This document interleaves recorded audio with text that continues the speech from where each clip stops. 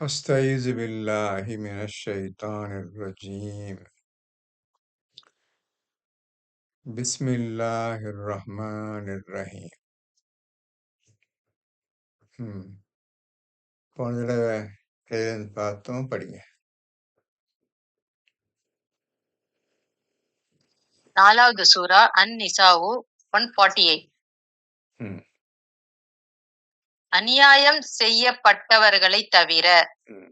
வேறு யாரும் வார்த்தைகளில் தீயவற்றை பகிரங்கமாக கூறுவதை அல்லாஹ் விரும்பவில்லை. ம். ம். அர்த்தம் புரியுதுல்ல? கஷ்டம் இல்லையா? அல்- படிங்க படிங்க.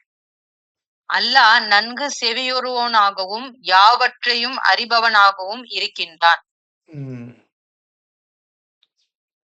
புரியுதுல அர்த்தம் அதுக்கு? உங்களுக்கு கஷ்டம் இல்லையே? உங்களுக்கு யாருக்கும் கஷ்டம் இல்லையே? அதாவது உங்களை ஒருவர் கோபத்திலேயோ ஏதோ ஒரு காரணத்திலேயோ வாயில வந்த மாதிரி திட்டுகிறான் வைத்துக் கொள்ளுங்க. ஏதோ கெட்ட வார்த்தை சொல்லி கோபம் பேசிட்டார். அப்படி பேசினால் அந்த வார்த்தைய அவர் பேசுனால நீங்க திருப்பி பேசுறது தப்பு கிடையாது. இதை தவிர வேற எந்த காரணத்தை கொண்டு கெட்ட வார்த்தைகளோ கோபமான வார்த்தைகளோ யார் மீது பேசக்கூடாது. அவசர முட்டாள அப்படின்னு திட்டம் வச்சுக்கல, நீங்களும் அது முட்டாளேவா சொல்லலாம். அதே சமயத்துல மற்ற யாரையும் நீங்க தவறாக அவங்க தப்பா இருந்துட்டா நீங்க போய் முட்டாள் அடையன் அப்படின்னு பேசவே கூடாது. கெட்ட வார்த்தை பேசவே கூடாது. பழிக்கு பழி வாங்குற மாதிரி பேச்சுக்கு அது திருப்பி அதே பேச்சு பேசிக்கலாம் அந்த மனிதன் மட்டும். ஆனா எப்போதும் எந்த காலத்திலையும் நீங்களாகவே வாய் திறந்து எந்த தவறான வார்த்தையோ கெட்ட வார்த்தையை சொல்லி யாரையும் திட்டிவிட வேண்டாம் என்று அல்லாஹ் நம்மளுக்கு அட்வைஸ் பண்றேன். படிங்க.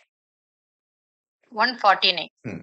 நீங்கள் ஒரு நன்மையை வெளிப்படையாக செய்தாலும் அல்லது அதனை மறைத்துக் கொண்டாலும் அல்லது தீமையை நீங்கள் மன்னித்தாலும், ஏனெனில் அல்லாஹ் நிச்சயமாக மன்னிப்பவனாகவும் பேராற்றல் உடையவனாகவும் இருக்கின்றான். நன்மையை செய்தால் எப்படி செய்யணும்?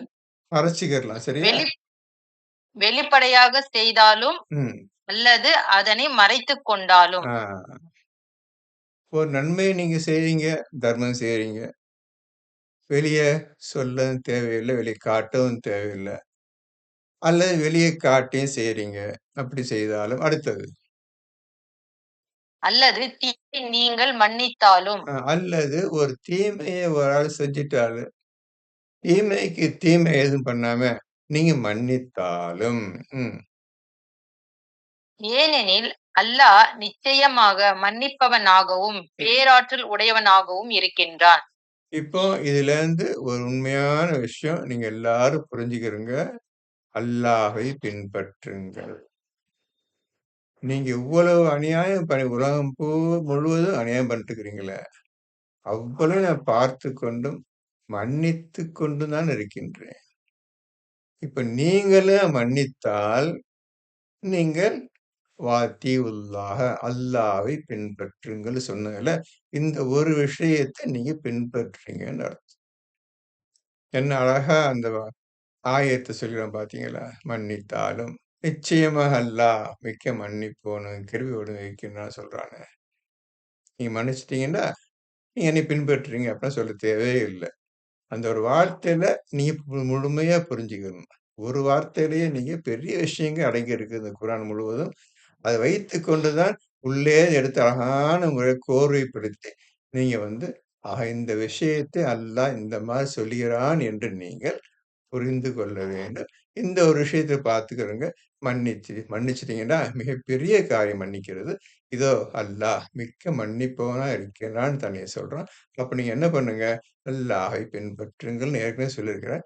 இப்ப ஒரு விஷயத்த பின்பற்றுங்க.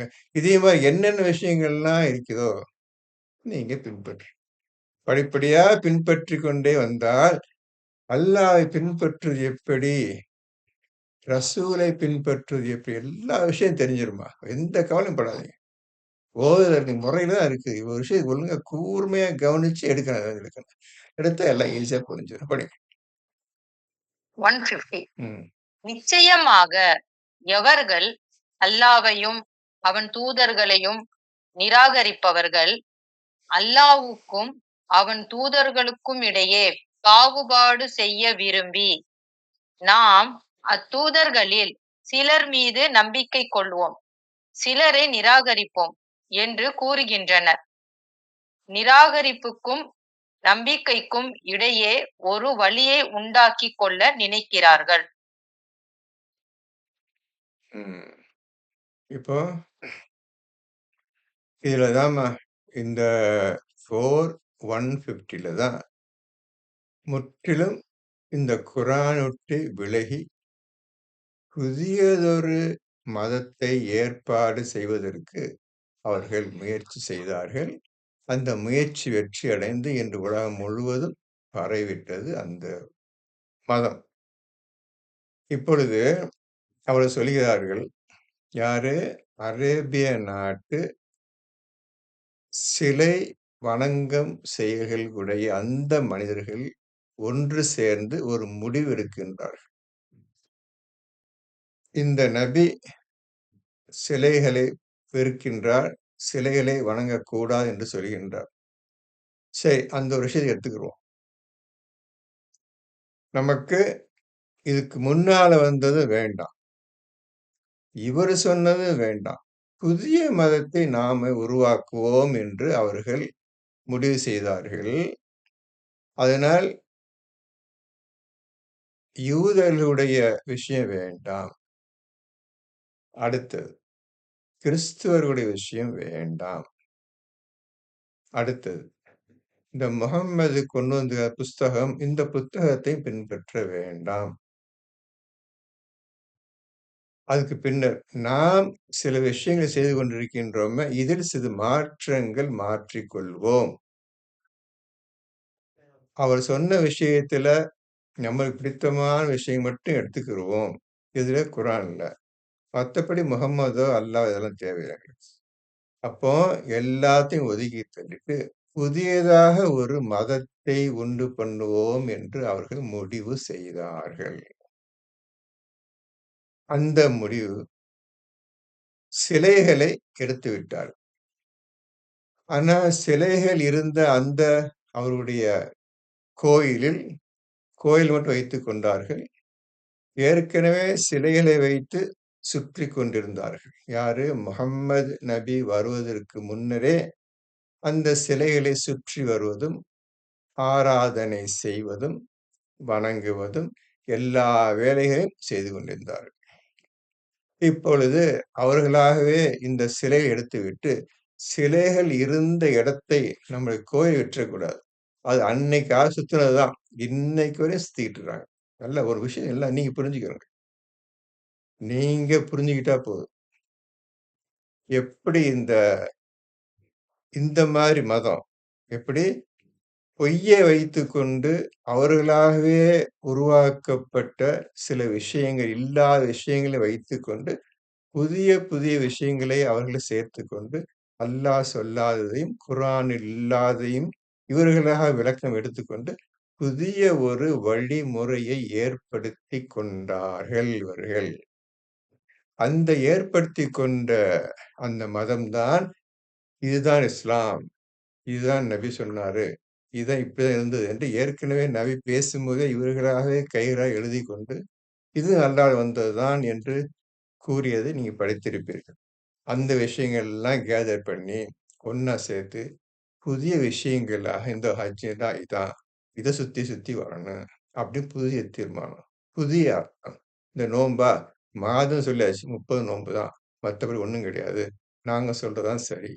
இப்படியாக எல்லா விஷயத்தையும் இப்படியா ஸலாத்தா? இப்படி 5 வேளை. இப்படியாக வரைமுறைப்படுத்திக் கொண்டு அவர்களாக புதிய ஒரு மதத்தை தோற்றுவித்தார்கள்.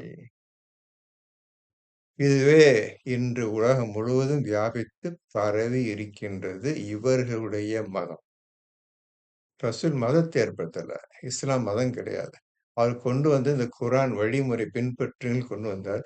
ஆனா இவர்கள் பொய்யைகளையும், ரிச்சுவல்ஸ் மத சடங்குகளையும் எல்லா விஷயங்களையும் சேர்த்து ஒரு புதிய மதத்தை உருவாக்கினார்கள்.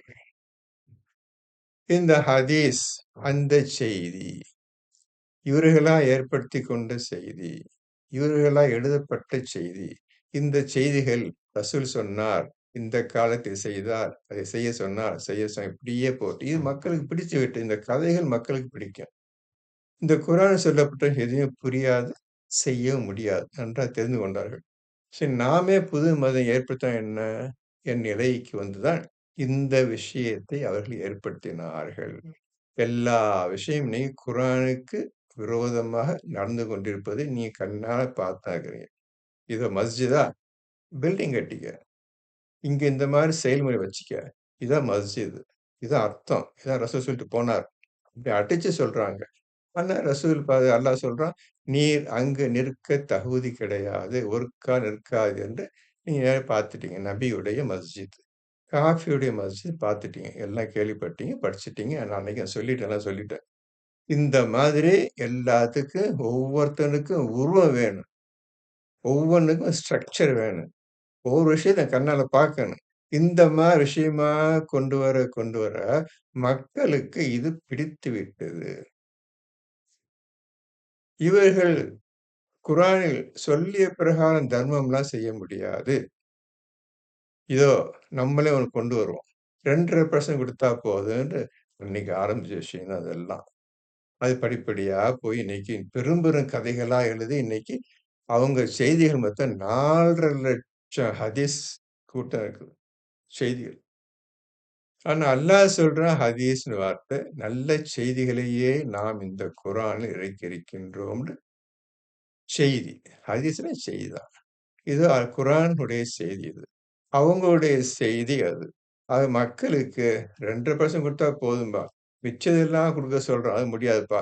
அப்டின்ட்டு எல்லா விஷயத்திலயும் இந்த இவங்களா ஏற்படுத்திக் கொண்ட விஷயத்தின் மீது ஆசை வைத்து, நாமே ஒரு மதத்தை ஏற்படுத்திக் கொண்டோம் என்ன? என்று ஆரம்பித்து, அன்னைக்கு ஆரம்பிச்ச கதைதான் இன்று உலகம் முழுவதும் அவர்கள் கட்டிய மஸ்ஜித், பள்ளிவாசல், அவர்கள் 5 வேளை விஷயம், அவர்கள் செய்யும் ஹஜ்ஜு, அவர்கள் பிடிக்கும் நோன்பு எல்லாமே அவருக்கு மாத்தி, இது ஒரு புதிய மதத்தை ஏற்படுத்தி இன்னைக்கு உலகம் பூரா போச்சு இன்னைக்கு.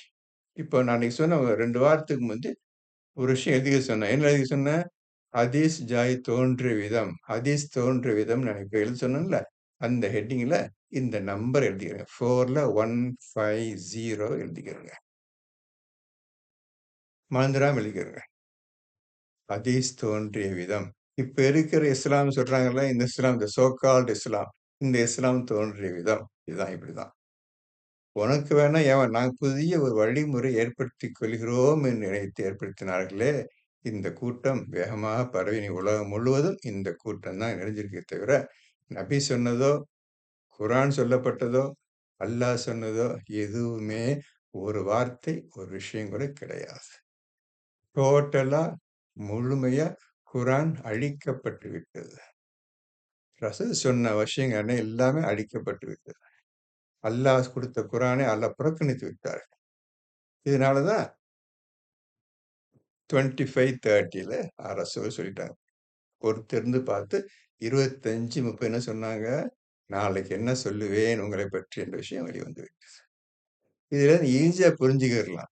அவ்வளவு பொய்களையும் அவங்க இந்த உலகத்துக்கு சந்தோஷமா எந்த குறையும் இல்லாம வாழ்வதற்குண்டான வழியை ஏற்படுத்திக் கொண்டு, இது ஒரு மதம். இது அல்லாஹ் வந்ததுதான் என்று கூறி, மக்களுக்கு அதான் பிடிக்கும். எப்படி செலவு பண்ணுவாங்க? நீங்களே சொல்லுங்க. எப்படி செலவு பண்ணுவாங்க? இத சொன்ன எந்த ஆயத்தையாவது நம்ம பின்பற்ற முடியுமா? முடியாது. அதுக்கு இந்த மாரி புதுசா ஆரம்பிச்சுக்கணும்னு சொல்லி ஆரம்பிச்சு வந்த கதை தான் இன்னைக்கு.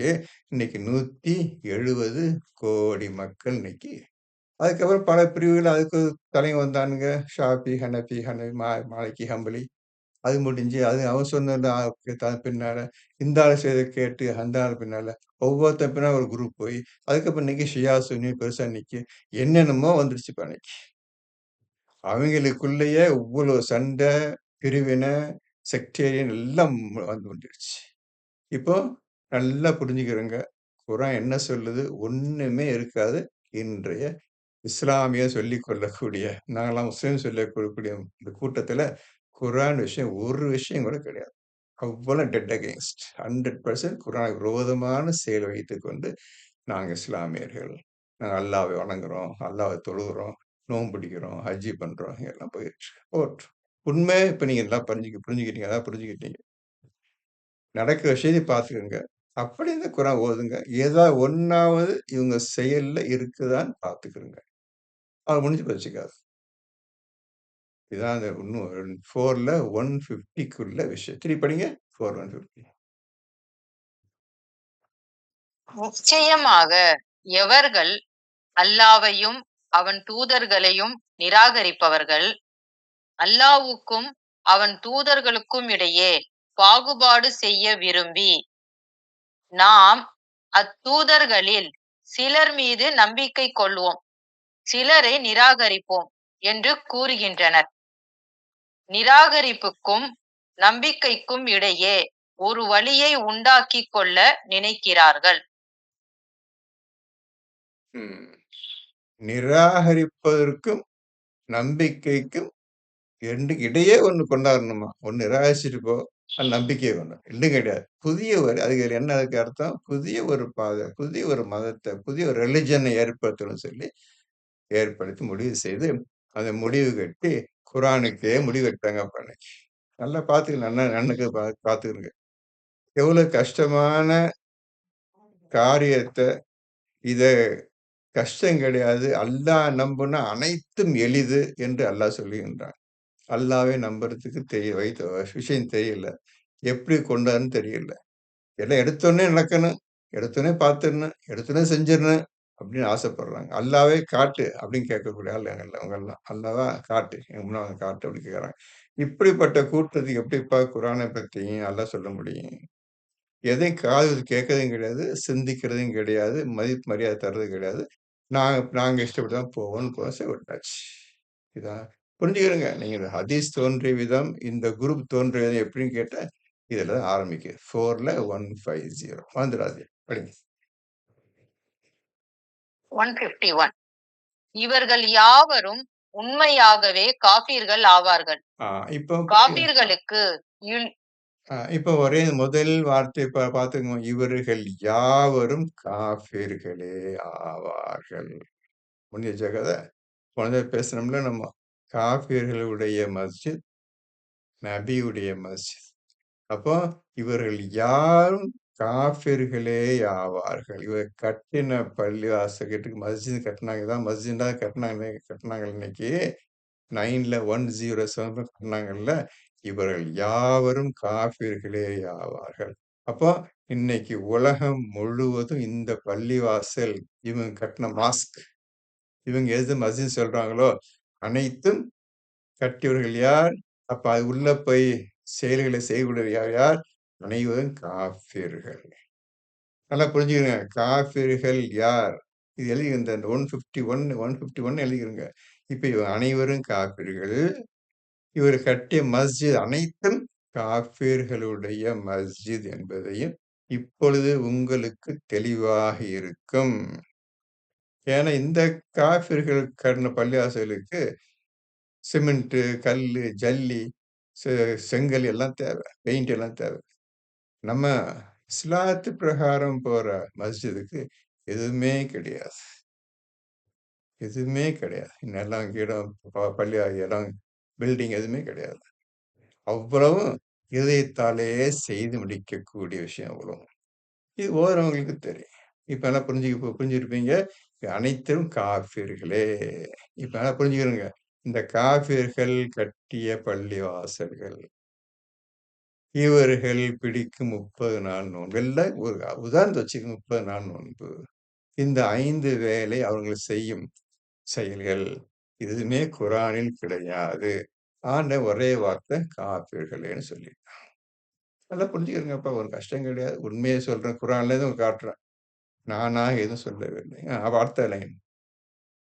காபீர்களுக்கு இழிவு தரும் வேதனையை சித்தப்படுத்தி வைத்துள்ளோம். பாத்தீங்களா? இந்த காஃபிர்களுக்கு இழிவு தரும் வேதனையை சித்தப்படுத்தி வைத்து உள்ளோம். வச்சாச்சு. இந்த இதுக்கும் பயப்படாம அவங்க பாட்டுக்கு அவங்க ஆட்டம் பாட்டம் இன்னைக்கு வரையும் போயிட்டு இருக்குதுப்பா. இன்னைக்கு கண்ணால பார்க்குறீங்க. எவ்வளவு மோசமான வழியில் இந்த மக்கள் இருக்கின்றார்கள். அல்லாஹ்வுக்கும், ரசூலுக்கும், இந்த குர்ஆனுக்கும் முதற்தரமான விரோதிகளாகவும் இருக்கிறார்கள் என்பதை நீங்கள் தெளிவாக இப்பொழுது ஆதாரத்துடன் கண்ணால பார்த்துக் கொண்டீர்கள். நீங்கள் முழுமையாக அறிந்தும் கொண்டீர்கள். காஃபிர்கள் யார்? ம். 152 யார் அல்லாவின் மீதும் அவன் தூதர்கள் மீதும் நம்பிக்கை கொண்டு அத்தூதர்களில் எவரையும் பிரித்து பாகுபாடு செய்யாமல் இருக்கின்றார்களோ அவர்களுடைய நற்கூலியை அல்லாஹ் அவர்களுக்கு கொடுப்பான். அல்லாஹ் மன்னிப்பவனாகவும் மிக்க கருணை உடையவனாகவும் இருக்கின்றான். இன்னைக்கு இந்த 3 பேர் எடுத்துக்கிறோங்கப்பா. யூதர்கள் அவங்க பிடிச்ச அந்த மூசா தான். மத்த எல்லா தூதரையும் ரிஜெக்ட் பண்றாங்க. அதுக்கப்புறம் ஜீசஸ், ஈசா நபி. ஈசா நபிய பின்பற்றவங்க இந்த தௌராத்தையும் பிடிக்கல, முஹம்மதையும் பிடிக்கல, இந்த குர்ஆனையும் பிடிக்கல, எதையும் பிடிக்கல. அவங்க பிரிச்சிடுறாங்க. பிடிக்காது. இப்போ இந்த முஹம்மத பின்பற்ற முஹம்மத தூக்கி போட்டாங்க. இவங்க எதுல இருக்கிறாங்கன்னு தெரியல. ஆக 2க்கும் இடையே நடுவுல ஒரு புதிய பாதையை ஏற்படுத்தி போயிட்டாங்க 150 பிரகாரம். அதனால எல்லாமே குட்டிச்சவரா போச்சு. ஆளுக்கு ஒரு பக்கம் இந்த முஹம்மதையும் நம்புறதும் கிடையாது. அந்த ஜீசஸையும் நம்புறது கிடையாது. அந்த மூசாவையும் நம்புறது கிடையாது. இவங்க மத்த 2 பேரும் நம்ப மாட்டாங்க. இவங்க மத்த 2 பேரும் நம்ப மாட்டாங்க. இப்படி ஆயிருச்சு எல்லாம் ஆயிருச்சு. இவர்களுக்கு இழிவு தரும் வேதனை உண்டு. எல்லாம் நான் அனுப்பிய தூதர்கள். நீ என்ன பிரிக்கிறது? சில பேர் ஏத்துக்கிருவேன். சில பேர் ஏத்துக்க மாட்டேன். நீ என்ன சொல்றதுன்னு கேட்கறாங்க. படி. 153 வேதமுடையவர்கள் தங்கள் மீது ஒரு வேதத்தை வானத்திலிருந்து நீர் இறக்கி வைக்க வேண்டும் என்று உம்மிடம் கேட்கின்றனர். இப்போ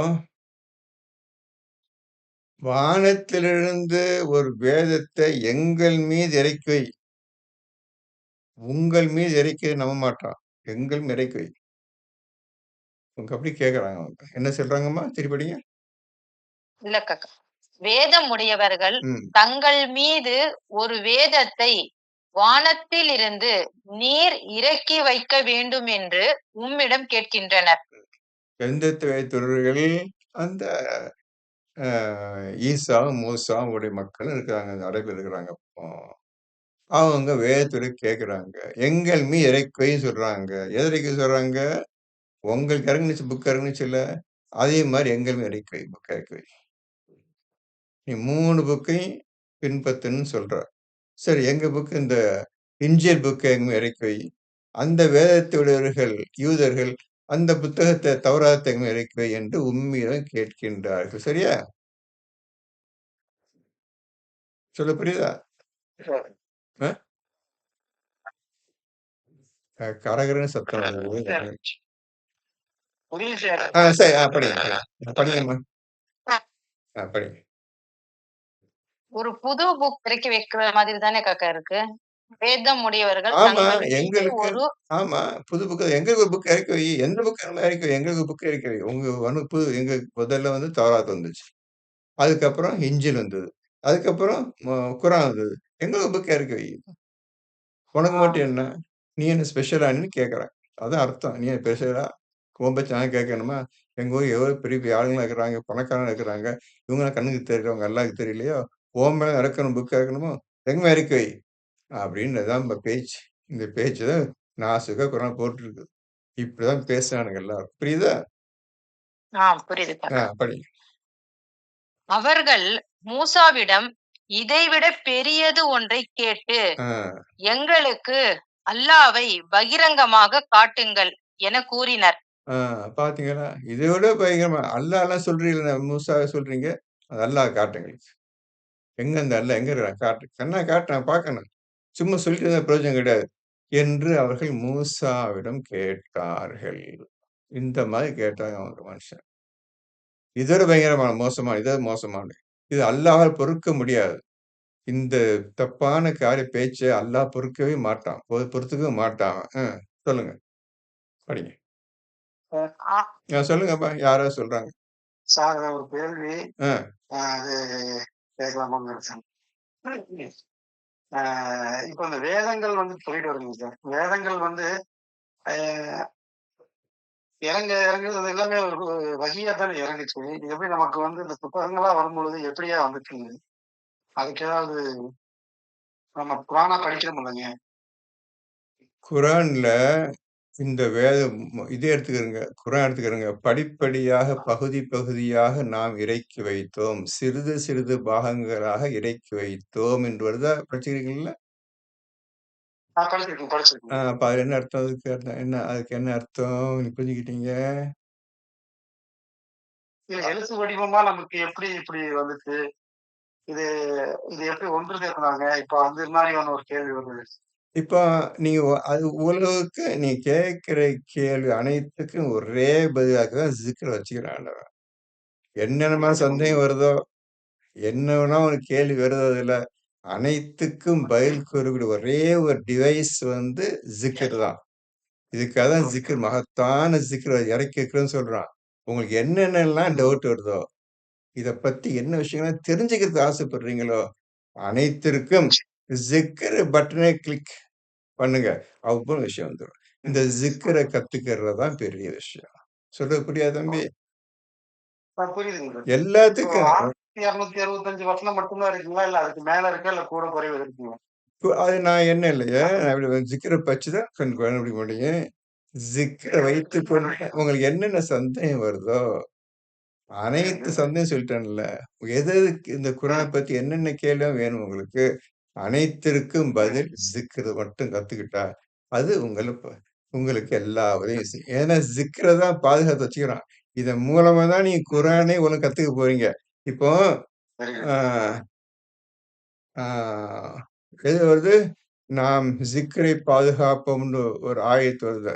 இது ஜிக்ரு 14:9 15:9 உங்களுக்கு யாருக்கா ஞாபகம் இருக்குதா? நசீரு, ஷாஹிதா யார்ட்ட ஞாபகம் இருக்குதா? 15ல 9 காக்கா. கொஞ்சம் தம்பி படிச்சுக்க. 15 யார் கேள்வி கேட்டதும்மா? நான் தாங்க.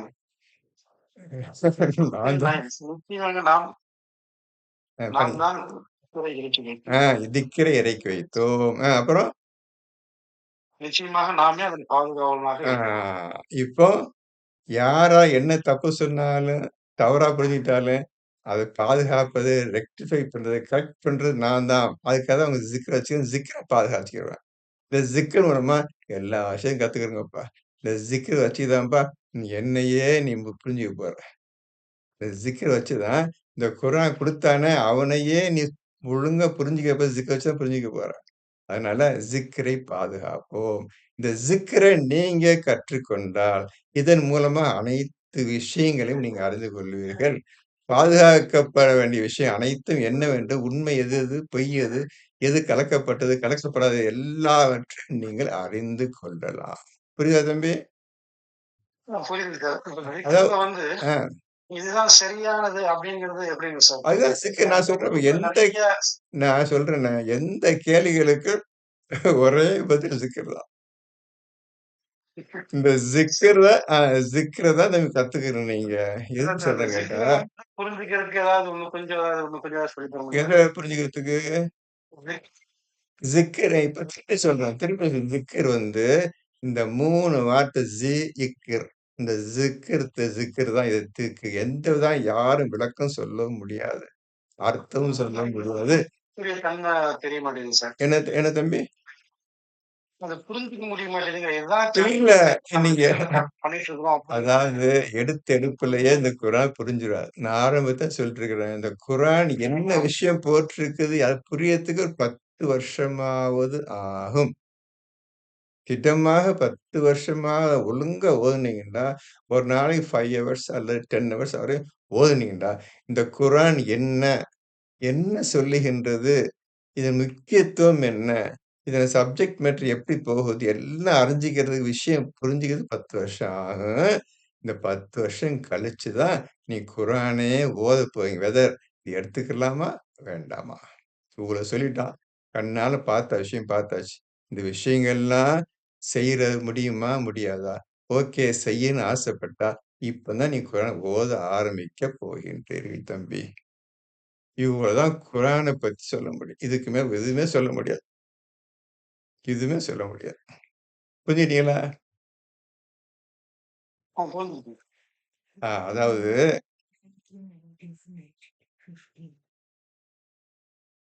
இந்த குரான 15, 90, 91 ஏற்கனவே சொல்லியிருக்கிறார். பலவிதமான ஏடுகளா பிரிச்சுட்டாங்க இந்த குரான அவைங்க. அப்போ அப்ப அந்த இடத்துல வந்து குரான் புத்தகமாக என்னைக்கு பேப்பர் கண்டுபிடிச்சுட்டாங்களோ, அந்த கண்டுபிடிச்ச இடத்திலிருந்து புத்தகம். அப்ப ஜபூர் வேதம், வேதம் புத்தகம். அதுவரையும் வஹிதான். அதுவரையும் வஹிதான். அல்லாஹ் அறிவிப்பான். அறிவித்ததை மக்களுக்கு சொல்லுவார்கள். இப்போ என்னைக்கு வேதம் வந்துடுச்சோ, ஜபூர் வேதம் தாவூத் நபிக்கு கொடுக்கப்பட்டது. அடுத்தது மூசா நபிக்கு வேத புத்தகம். அடுத்து ஈசா நபிக்கு புத்தகம். நபி முகம்மதுக்கு புத்தகம். இந்த புத்தகம் படிப்படியா, பகுதி பகுதியாக கொஞ்சம் கொஞ்சமா இறக்கி வச்சேன்னு சொல்லிட்டான். அப்போ பேப்பர் கண்டுபிடிச்சாச்சு. பேப்பர்ல வர ஆரம்பிச்சுச்சு. இப்ப இந்த பேப்பர தான் அவைங்க தனித்தனி ஏடுகளா பிரிச்சுட்டாங்கன்ட்டு 15, 90, 91 இவங்க எல்லாரும் படிச்சுக்கிட்டு அவங்க கேட்ட கேள்விக்கு ஒழுங்கா புரிஞ்சுக்கணும். படிங்க. 15, 90, 91 படிச்சுக்கங்க. ம். படிங்க. படிங்கம்மா. முன் வேதங்களை பலவாறாக பிரித்தவர்கள் மீது முன்னர் நாம் இறக்கியவாறே படிங்க. இந்த குர்ஆனை பலவாறாக பிரிப்போர் மீதும் இறைவன் மீது ஆணையாக நிச்சயமாக நாம் அவர்கள் அனைவரையும் விசாரிப்போம். பிரிச்சுட்டாங்க. தௌராத்தையும் எல்லா விஷயமும் பிரிச்சு போட்டாச்சு. தேவையா வச்சுக்கிட்டு எது எதெல்லாம் முக்கியமா செய்யணும்னு அல்லாஹ் கட்டளை இட்டானோ அதெல்லாம் எங்களால முடியாதுன்னு சொல்லி வச்சுட்டாங்க.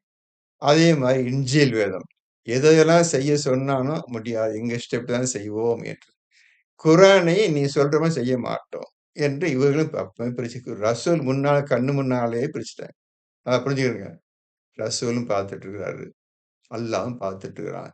2 பேரும் ஒண்ணும் சொல்லல. 2 பேரும் ஒண்ணும் சொல்லல. இப்படி கிழிச்சு போட்ட போய் எப்படி அவங்க படிப்பாங்க? புக் ஒண்ணு இறங்கி இருக்குது. கிழிச்சு போட்டாங்கல்ல.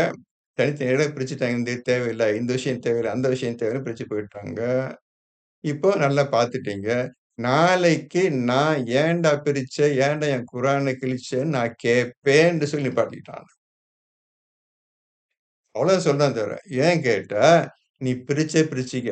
என்னன்னா அது கவலை கிடையாது. நீ அழிக்கவே முடியாது. இந்த குரான நான் ஜிக்கர கொண்டு பாதுகாத்துட்டே இருக்கிறேன்னு 15:9 பிரகாரம் சொன்ன அந்த விஷயம் பிரகாரம் ஆண்டவன் ரசூல் சும்மா உட்கார்ந்துட்டாங்க. புரியுதா தம்பி? நல்லா புரியுது. நல்லா தம்பி எல்லாம் ஒழுங்கா அவசியப்படாது தம்பி. நல்லா புரிஞ்சுக்கங்க. ஒரு கஷ்டமே இல்ல. இந்த வார்த்தை சாதாரண விஷயம் கிடையாது. எப்படி நீங்க அல்லாஹ் இந்த வார்த்தைக்கு யாரான விளக்கமோ, அர்த்தமோ எதுவுமே செய்ய முடியும். உருவம் எதுவும் கிடையாதோ, அதே மாதிரி ஸிக்ர் என்ற வார்த்தை அல்லாஹ்விடமிருந்து வர்ற வார்த்தை. இந்த வார்த்தைக்கு உருவம், கிருவம், விளக்கம் எதுவுமே கிடையாது. பேசவே முடியாது.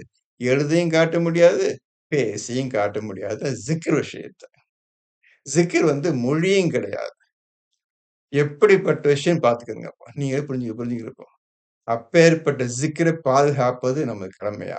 பாதுகாத்து வச்சுட்டு இருக்கிறேன். இந்த ஸிக்ர எடுத்துக்கிறங்க. எல்லா உண்மையும் தெரிஞ்ச யாரும் ஒண்ணும் அழிக்கவும் முடியாது. பொய் உள்ள ஒரு காலத்துக்கு உள்ள நெருங்காது. எந்த காலத்திலயும் பொய் முன்னும் சரி, பின்னும் சரி இந்த குரானுக்குள்ள நெருங்காது என்று ஆண்டவன் சொல்லி. அதுக்கு நம்பர் என்ன நம்பர் சொல்லுங்க. 41 53 யாருக்கா தெரியுமா? இந்த குரானுக்கு முன்னர் எந்த பொய் முன்னரும் நெருங்காதுன்னு நானும் குரானை பத்தி சொல்றோம். யாருக்காவது நம்ம இருக்குதா? 41ல 53 57 41ல 41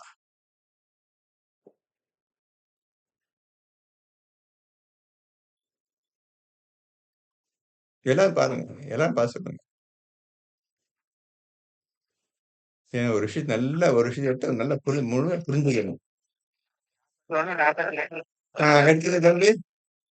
தம்பி எடுத்துக்கிறேங்க. 41ல 41 அழகான முறையில் நம்மளுக்கு நானும் சொல்றோம். எந்த காலத்திலும் இந்த குரான் டச் பண்ண முடியாது. அழிக்க முடியாது, கிழிக்க முடியாது, கரைய வைக்க முடியாது, காணாம போக ஒண்ணும் முடியாது அப்படின்னு ஆண்டவர் சொல்ல படிங்க. படிங்க தம்பி படிங்க. படிங்கம்மா. அத அதனிடம் அதற்கு முன்னிருந்தோ அதற்கு பின்னிருந்தோ உண்மைக்கு புறம்பான எதுவும் நெருங்காது. ம். புகழுக்குரிய ஞானம் மிக்கவன் ம். இறங்கி உள்ளது, அல்லாவிடமிருந்து இறங்கி உள்ளது. இப்போ தம்பி இப்ப கேட்ட கேள்விக்கு அழகான பதில் உங்களுக்கு 15:9 41 41 குரான் எப்படி பாதுகாக்கப்படுகிறதுன்னு ஹெட்டிங் போடுற புதிய விஷயம் இது எழுதிக்கங்க. குரான் எப்படி அல்லாஹ் பாதுகாக்குகின்றான் இந்த ஹெட்டிங் போடுங்க. எப்படி ஹதீஸ் ஜாய் தோன்றிய விதம் போட்ட மாதிரி குரானை எப்படி அல்லாஹ் பாதுகாக்கின்றான் போட்டு இந்த 15:9 15ல 90 91 41ல 40 எல்லாம் எழுதிருங்கப்பா. யாரு கேள்வி கேட்டாலும் அழகான குரான்லேருந்தே நீங்க பதில் சொல்லலாம். இப்படியே ஆண்டவன் சொல்றாங்க. இப்ப ஆண்டவன் சொன்ன அந்த வழிமுறையாகிய ஜிக்ர நான் கத்துக்கணுங்க. அதுல தாங்க முழு முயற்சி எடுக்குறாங்க நாங்க. அப்படின்னு சொல்லி நிப்பாட்டிக்கணும். நீங்க ஒண்ணும் எதுவும் பேச தேவையே இல்ல. நீங்க யாருக்கும் விளக்கம் சொல்ல தேவை கிடையாது. குரான்லேருந்தே காட்டி காட்டி ஒதுங்கிடணும். அவ்வளவுதான். இந்த விஷயத்துக்காக நான் அரும்பாடு பட்டுக்கிறேங்க. அவ்வளவுதாங்க. நீங்களும் உங்களுக்கு கிடைச்சா சொல்லுங்க. அப்படின்னு சொல்லி அமைதியா நல்ல முறையில பேசி ஒதுங்க வேண்டியதுதான். எல்லாம் புரிஞ்சுக்கிறங்க. இப்போ குரானை எப்படி அல்லாஹ் பாதுகாக்கின்றான் ஹெட்டிங் போட்டு 3 விஷயம் எழுதிக்கங்க. 4 ஆயத்த சொல்லிட்டேன். 4 ஆயத்த எழுதிக்கிறங்க. 15:9 15:90 15:91 41ல 42. அதுல 2ல 24 சொல்லலாம்.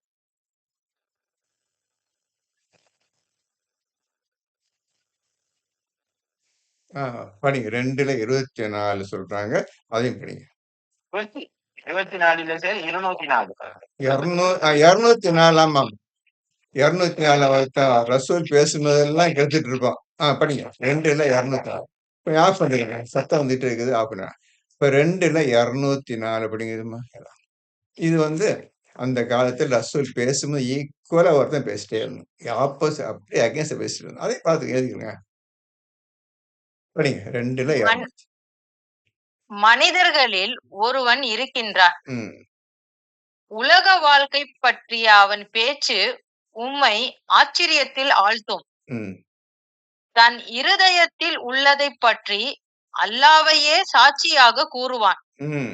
அவன் தான் கொடிய பகைவன் ஆவான். பாத்தீங்களா? இப்ப ரசூல் புத்தகத்தை கொடுத்து ரசூலே மக்களுக்கு உபதேசம் செய்யுங்கள் என்று அல்லாஹ்வுடைய ஆர்டர், அல்லாஹ்வுடைய கட்டளை. ரசூல் பேச ஆரம்பிக்கின்றார்.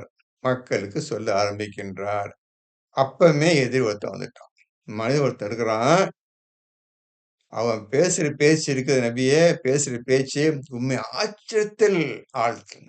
இப்படியுமா ஒருத்தன் பேசுவான்? அழகா பேசுவான். அப்படி மனச கவர்ற மாதிரி பேசுறானப்பா. நான் எந்த மூலைக்கு என் பேச்ச எவன் கேட்பான்? அந்த அளவுக்கு ஒருத்தனை ஏற்பாடு பண்ணிக்கிறேன். உமக்கு எதிராக நான் ஏற்பாடு பண்ணிக்கிறேன். எப்பேர்ப்பட்ட பாதகன், பாவியை ஏற்பாடு பண்ணிக்கிறேன். அவன் பேச்சு கொஞ்சம் ஆட்சி தாழ்த்தும். நம்ம என்னத்த பேச போறோம்? இன்னும் நம்ம பேச்ச எவன் கேட்க போறான்? அப்படிதான் நினைப்பீர். அதான் அர்த்தம் அதுக்கு. ஆட்சி தாழ்த்துண்டா போச்சு. நம்ம வந்த கதை போச்சு. நம்மளுக்கு இப்ப நபி பட்டத்தை குடுத்து, நம்ம ரசூலையும் குடுத்து, இந்த குரானையும் குடுத்து அத அனுப்பிச்சுட்டான். இவன் முன்னாடி பேசுறதுன்னா, பாருங்க. பாருங்க ஒரு சோதனை எப்படின்னு பார்த்துக்கங்க ஒவ்வொருத்தருக்கும். சாதாரண சோதனை கிடையாது. அவருக்கு தான் இப்ப கடைசி இறுதி நபி. அதான் இறுதி புத்தகம் வந்துருச்சு. இதுக்கு மேல தேவை கிடையாது. எல்லா விஷயம் அடங்கிருச்சு. இப்படிப்பட்ட நபிக்கு ஆண்டவன் ஒருத்தன் ஏற்படுத்திக்கிறான். இப்போ என்ன அர்த்தம்? நீ அல்லாஹ் ஒருத்தனையே நம்பி நீ பாட்டுக்கு உண்மையை மக்களிடம் சொல்லிக் கொண்டே இரும். அவ்வளவுதான் அல்லாஹ்வுடைய கட்டளை. ஆ, ஆச்சரியத்தில் ஆழ்த்தும். அப்புறம் அடுத்த வரி.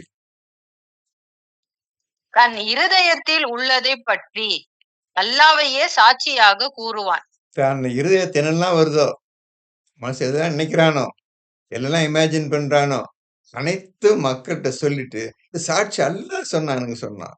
எப்படி ரசூல் இந்த மனிதர் எப்படி அல்லாஹ்லாம் சொல்றாரோ, எனக்கு அல்லாஹ் சொன்னான் அப்படின்ட்டு மக்கள்கிட்ட சொல்றான் அவன். அவன் என்ன பிரதான விஷயம் என்ன சொல்லியிருப்பான்? எதெல்லாம் நீங்க கம்பல்சரியா விட்டுறன்னு, விலகி இருக்கன்னு, செய்யணும்னு சொல்றார் நபி சொல்றாரோ, இதெல்லாம் செய்ய முடியுமா? மக்களே யோசிச்சு பாருங்க. அவர் வர்ற சம்பாத்தியத்தெல்லாம் குடுக்க சொல்றாரு. மீதம் உள்ளதை செலவு செய்யுன்னு சொல்றாரு. இப்படி செய்றாங்கன்னு சொல்றாரு. கேட்க முடியுமா? நம்ம பொண்டாட்டி பிள்ளை யாருக்காக கவனிப்பாங்க? இப்படி பேசுவான். யாருக்கு இந்த இந்த பேச்சு பிடிக்குமா மக்களுக்கு? ரசூல் பேச்சு பிடிக்கும். நான் உங்கள்ட்ட கேட்கிறேன். இந்த பேச்சு பிடிக்குமா? இவன் பேசுற பேச்சு மக்களுக்கு பிடிக்குமா? அல்லது ரசூல் பேசுற பேச்சு மக்களுக்கு பிடிக்குமா? நீங்க சொல்லுங்க இப்போ. சரி, அவன் பேசுற பேச்சுதான் பிடிக்கும். எல்லாரும் என்னுடைய அன்னைக்கு விட்டுருங்க. இன்னைக்கு எடுத்தாச்சு, இன்னைக்கு வந்தாச்சு. இன்னைக்கு யாருக்கு பிடிக்கும் செய்ய முடியுமா? இன்னைக்கு செய்ய முடியும். இப்ப எல்லாம் படிச்சாச்சு பாருங்க இன்னைக்கு. குரான் இருந்ததை ஓதியாச்சு. விஷயங்கள்லாம் என்னென்ன செய்யணும்னு சொல்லிட்டான். செய்ய முடியுமா? வரல முடியலையே, செய்ய முடியலையே. மக்கள் என்ன பண்ணாங்க? இவரு சரியில்லப்பா, தப்பு தப்பா பேசுறாருப்பா. என்னத்த சொல்ல மக்களுக்கு மக்கள் வாழ்றத விட்டுட்டு, வாழக்கூடாத முதல்ல சாவத பத்தி சொல்லிருக்காருப்பா இந்த ஆளு. இந்த ஆள் பேச்சுக்கு உருப்பட மாட்டான்ப்பா. குடும்பமே நடுத்தெருவுல வந்து ஒரு மனுஷன் முடிவு பண்ணி, அவன் பேச்சு தான் எல்லாம் கேட்டாங்க. இது இந்த ஹதீஸ் தோன்றிய விதத்த இந்த எழுதிங்க. 2ல 2 எழுதிருங்க. அது விட்டேன். ஹதீஸ் தோன்றிய விதம்னு சொன்னேன்ல, அதுல இந்த 2ல 2 எழுதிருங்க. எப்படி எப்படிலாம் உருவாகுது பாருங்க. அந்த ஹதீஸ் ஜாதி மதம் எப்படியெல்லாம் உருவானுச்சு பாருங்க. இந்த மாரி கெட்ட சரக்கெல்லாம் கெட்டவங்க சொல்லி சொல்லி. இவரு கரெக்ட்டா சொல்றாரு. என்ன தப்பு இருக்குது இதுல? ஒண்ணும் தப்பு இல்லையே. அது மக்கள் பக்கம் பேச வச்சு, இதான் மக்கள தமக்கு இருக்கிறது. பேச்சால விஷயத்த காட்டி மக்கள் தமக்கு இழுக்கிறது. இதுல ஹதீஸ் அவைங்க ஆர்வக்காரங்க ம நபிய தோற்கடிச்சுட்டாங்க. எப்படி நூஹ தோற்கடிச்சாங்களோ, அந்த நூஹ நம்ம முஹம்மதையும் தோற்கடிச்சு ஒருத்தனும் இன்னைக்கு ஒருத்தனும் கிடையாது. குரான் படி நடக்கக்கூடிய மனிதன் இன்னைக்கு ஒருவரும் கிடையாது. ரசூல் காலத்திலிருந்தே இன்று வரை கிடையாது. நல்லா அழிஞ்சு போச்சு எல்லாம். தீர்ந்து போச்சு. இன்னைக்கு அந்த எந்த நாட்டுல ரசூல் பிறந்தாரோ, அந்த நாடு செய்யும் அநியாயத்தெல்லாம் நீங்க பார்த்துதான் செய்தியா பார்த்தாங்க, கேட்டாங்க நீங்க. என்னென்ன அநியாயம் நடக்குதுன்னுட்டு. எவ்வளவு அனாச்சாரம், எவ்வளவு அசிங்கமெல்லாம் இன்னைக்கு அந்த அரபு தேசத்துல நடந்துட்டு இருக்குன்னு நீ கண்ணால பார்த்துருக்கீங்க. நான் சொல்லணும்னு அவசியம் கிடையாது. அப்போ மக்கள் எத விரும்புறாங்க இன்னைக்கு? அந்த கெட்டது, இந்த உலக ஆசை. உலகம் எப்படி இருக்கும்? அது மாரி நம்ம நடக்கணும். இது மேல முழு ஆசை வந்து குர்ஆன ஒதுக்கி தள்ளினாதான் இந்த உலக சந்தோஷம் வாழ முடியும். அதனால இந்த குரான தூக்கி போட்டாச்சு. நம்மளா புதிய விஷயத்த எழுதிக்கிறோம். இதான் ரசூல் சொன்னான்னு சொல்லிக்கிறோம். போய் ஆட்டம் பாட்டம் போயிட்டு இருக்கு. அடுத்து படிங்க. அவன்தான் கொடிய பகைவன் ஆவான். ம். அவன்தான் நபியே, இவன் தான் மகத்தான எனிமி. நம்பர் 1 எனிமி அவன். கொடிய பகை உமக்கும், எனக்கும் இந்த குரான் மறுத்தரமான எதிரி அவன்தான். அது முடிஞ்சிச்சு காக்கா. அதான். அதான் அதான் எழுதிக்கிறங்க. இந்த நம்பரை எழுதிக்கிறங்க. 204 எழுதிருங்க. 205 எழுதிக்கிறங்க. என்ன எழுதிக்கிறங்க? ஹதீஸ் தோன்றிய விதம் எப்படியெல்லாம் உதயமாதுச்சுன்னு எழுதிக்கிறங்க. வாங்க திருப்பி வாங்க. 4வது சூரா. ம். எங்களுக்கு அல்லாவை பகிரங்கமாக காட்டுங்கள் என கூறினர். ம். ஆகவே அவர்களுடைய அக்கிரமத்திற்காக அவர்களை இடித்தாக்கியது. இப்போ ஒரு முக்கியமான விஷயம் உங்களுக்கு சொல்லப் போறேன். இந்த அல்லாஹ் பார்க்கணும் என்று சொல்லக்கூடிய விஷயத்த வந்து அல்லாஹ் ஒரு காலம் பொறுத்துக்கிட மாட்டான். ஆன் த ஸ்பாட் அவன் அடிப்பான். ஆன் த ஸ்பாட் பிடிப்பான். இந்த வார்த்தை அவனால கேட்கவே முடியாது அவனால. இப்படி மகத்தான பாவம் செய்யக்கூடிய அல்லாஹ் காட்டுங்கிறான் காட்டு. அப்படி கேட்கிறாங்கல்ல. இவர்கள் என்ன செஞ்சுச்சு? கேட்டோனே இதை கேட்டாங்க. இது ரசூல்ட்ட கேட்டேன். என்ன செஞ்சுச்சு? கேட்டோம் என்ன என்ன ஆனுச்சு? ரியாக்ஷன்? தாக்கியது. என்ன தாக்கியது? இடி. இடி தாக்கியது. இப்போ நான் ஒரு விஷயம் சொல்றேன். இத நான் விளக்கம் சொல்ல முடியாது. நீங்க உங்க இருதயத்தால தனிமையா உட்கார்ந்து என்னவா இருக்கு இந்த விஷயம் என்னவா இருக்குன்னு தனியா சிந்திச்சு தான் எடுக்கணும். எத சிந்திக்க போறீங்க? எத எடுக்க போறீங்கன்னு கேட்டா, இந்த அல்லாஹ்ன்னா என்ன? இந்த வார்த்தைக்கு என்ன அர்த்தம்? இவன் எப்படிப்பட்டவன்? என்ற விஷயத்த நீங்க கண்டுபிடிக்க போறீங்க. இத வச்சு. இப்போ இடிதான் முக்கியமான விஷயம். அல்லாஹ்வ நீங்க அறிந்து கொள்வதற்கு இடி ஒரு மகத்தான விஷயம். இது யாருக்கும் இந்த விஷயம் இதுவரையும் புரியாது. புரிஞ்சுக்கிறது அளவுக்கு படிக்கல. அத என்ன விஷயம் இந்த மாதிரி இடிய இப்படி சொல்றான்னு பிடிக்கல. இந்த 2 இப்ப நம்பர் நம்ம இதுல ஆயத்து நம்பர் 4ல 100 4வது சூறால 153. ஆ இப்ப 4வது சூறால 153 இந்த விஷயம் பார்த்தீங்க. இப்போ அல்லாஹ் இந்த விஷயத்தை அறிந்து கொள்வதற்கு தேவையான வழின்னு எழுதிருங்க. இத நான் உங்கள வாயால சொல்ல முடியாதும்மா. எழுதியும் காட்ட முடியாதும்மா. எக்காலத்து எப்படி ஜிக்குன்னு இப்போ ஒரு நண்பர் கேட்டாரு, எப்படி விளக்கம் சொல்ல முடியாதோ, யாராலும் விளக்கம் சொல்ல முடியாதோ, எழுதி காட்ட முடியாதோ, பேசியும் சொல்ல முடியாதோ, அந்த மாதிரி ஒரு விஷயம் இந்த அல்லாஹை அறிவதற்கு ஒரு இடிய வச்சிருக்கிறான். இந்த இடிய வைத்துக் கொண்டு தான் மகத்தான காரியத்த நீங்க சாதிக்க போறீங்க. இவ்வளவுதான் என்னாலயும் சொல்ல முடியும். இதுக்கு மேல் நான் சொல்ல முடியாது. இதுக்கு மேல வார்த்தைகள் இல்ல. சொல்றதுக்கு இது விளக்கம் சொல்றதுக்கு வார்த்தைகள் கிடையாது. இத முற்றிலும் உணரக்கூடிய மேட்ரு இதெல்லாம். டோட்டலா உணரக்கூடிய மேட்ரு. இப்போ நான் சொன்னா கூட உங்களுக்கு புரிஞ்ச கஷ்டம் தான். நீங்க தனியா உட்கார்ந்து சிந்திக்கணும். இப்ப இடி தாக்கியது. இதே மாரி மூசாவுடைய மக்கள் இறைவன் அல்லாஹ் காட்டுன்னு கேட்டாங்கல்ல. படிச்சிருக்கீங்க எல்லாரும் படிச்சிருக்கீங்கல்ல? என்னம்மா படிச்சிருக்கீங்க? இப்ப அதான் படிக்கிறோம் காக்கா. அதான். அதான். ஆ இப்ப அதான் என்ன தாக்கியது? இடி தாக்கியது. உடனே இடி தாக்கியது. இப்ப ஏன் உங்களுக்கு சற்று முன் சொன்னேன், இந்த அல்லாஹ்வ பார்க்கணும்னு எவனா சொன்னான்டா, அது அல்லாஹ்வ பொறுக்க உடனே ரியாக்ஷன் காட்டுவான்னு சொன்னேன். இந்த இடி தாக்கியது. இப்போ 13, 13. இப்ப அல்லாஹ்வை இந்த அல்லாஹ் என்ற விஷயத்த முழுமையா உணரணும். கண்டுபிடிக்கணும். என்னவா இருக்கும்? இந்த அல்லாஹ்லாம் சொல்லி என்னவா இருக்கும் அது? அப்படின்னு செய்றதுக்காக தான் இந்த தலைப்பு போட்டுக்கிறேங்க. இந்த நம்பர் எழுதிக்கிறேங்க. 13 படிங்க. மேலும் இடி அவன் புகழைக் கொண்டும், மலக்குகள் அவனை அஞ்சியும் தஸ்பீ செய்கின்றனர். இன்னும் அவனே இடிகளை விழச் செய்து, அவற்றைக் கொண்டு தான் நாடியவரை தாக்குகின்றார். அவர்கள் அல்லாஹ்வைப் பற்றி தர்கிக்கின்றனர்.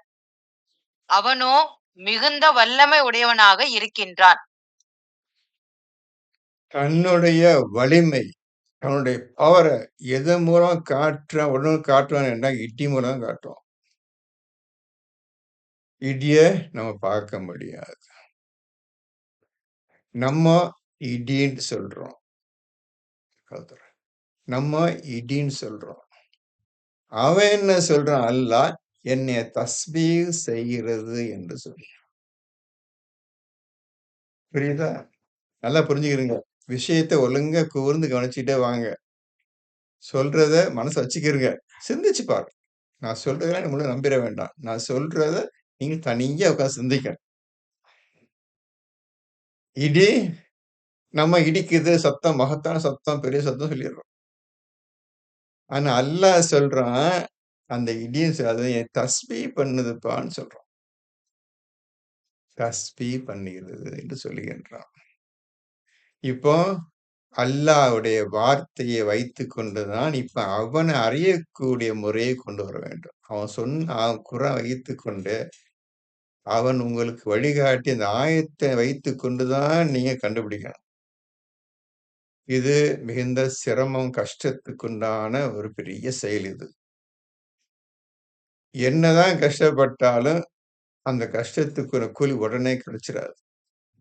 கிடைச்சிராது. அதையும் சொல்லிடுறேன். உடனே கிடைச்சிராது.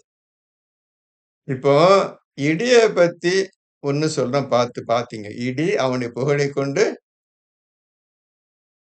மலக்குகள் அவனை இல்ல, இல்ல. அஞ்சியும் தஸ்பீ செய்கின்றனர். இல்ல. முதல்ல வார்த்தை படிங்கம்மா. இடி அவன் புகழைக் கொண்டும். கொஞ்சம். இடி அவனுடைய புகழைக் கொண்டு தஸ்பீஹ் செய்யுது இல்லையா? ஆமா காக்கா. அவன் புகழைக் கொண்டு தஸ்பீஹ் செய்யுது. நம்மளுக்கு இடி விஷயம் முழுமையா என்னன்னு தெரியாது. அவன் அந்த அல்லாஹ் பற்றி முழுமையா தெரியாது. அப்புறம் தஸ்பீஹ் இந்த வார்த்தை என்ன விஷயமே இன்னைக்கும் தெரியாது. அது எப்படி செய்யறது, தஸ்பீஹ் எப்படி செய்யறது என்றும் தெரியாது. 4 விஷயம் தெரியாது. இடி அவன் புகழைக் கொண்டும், அதுக்கப்புறம் மலக்குகள் அவனை அஞ்சியும் ம். தஸ்பீ அஞ்சியும் செய்கின்றனர். இப்போ 2 முதல் வார்த்தைக்கு முதல் வரிக்கும் 2 இடியை பத்தி சொல்ற வரைக்கும், மலக்குகள் பற்றி சொல்ற அந்த லைன் 2 லைன்ல ஒரு வித்தியாசம் ஒன்று இருக்கு. சொல்ல முடியுமா?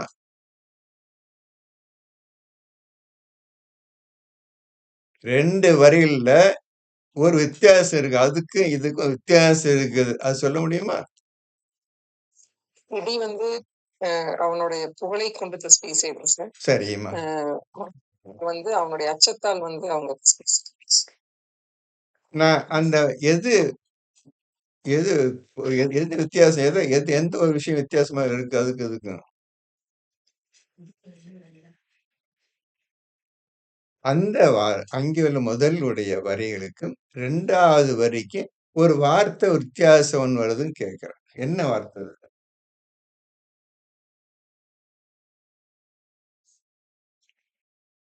அது முதல் வார்த்தை படிங்களம்மா. 2 வார்த்தையும் படிங்களேன். என்ன விஷயம் இல்லாத இருக்குது? ஒரு ஹம்த் ஒண்ணு இருக்குது, பயம் அதாவது அச்சத்தால் அதாவது இடி வந்து புகழை கொண்டு தஸ்பீஹ் செய்துங்க சார். மலக்குகள் புகழை கொண்டு தஸ்பீஹ் செய்றாங்க. அவனுடைய அச்சத்தால் வந்து தஸ்பீஹ் செய்யுது. அப்போ இதுக்கு அதுக்கு உள்ள வித்தியாசம் என்ன வார்த்தை? அச்சம் ஒண்ணு, புகழ் ஒண்ணு, அச்சம் ஒண்ணு. அச்சம் தான். அதுக்கும் இதுக்கும் உள்ள வித்தியாசம். புதிய வார்த்தை அச்சம். முதல்ல அச்சம் கிடையாது. இதுல அச்சம் இருக்கு. சரியாம்மா? ஆமாங்க சார். எல்லாரும் புரிஞ்சுக்கிறங்க. தாய்மார்கள் ஒழுங்கா புரிஞ்சுக்கிறங்க. இடி வந்து அவன் புகழும் தஸ்பீஹ் பண்ணுது. மலக்குகள் வந்து அல்லாஹ்வுடைய அச்சத்தால், பயத்தினால் அவன் புகழை கொண்டு தஸ்பீஹ் பண்றாங்க.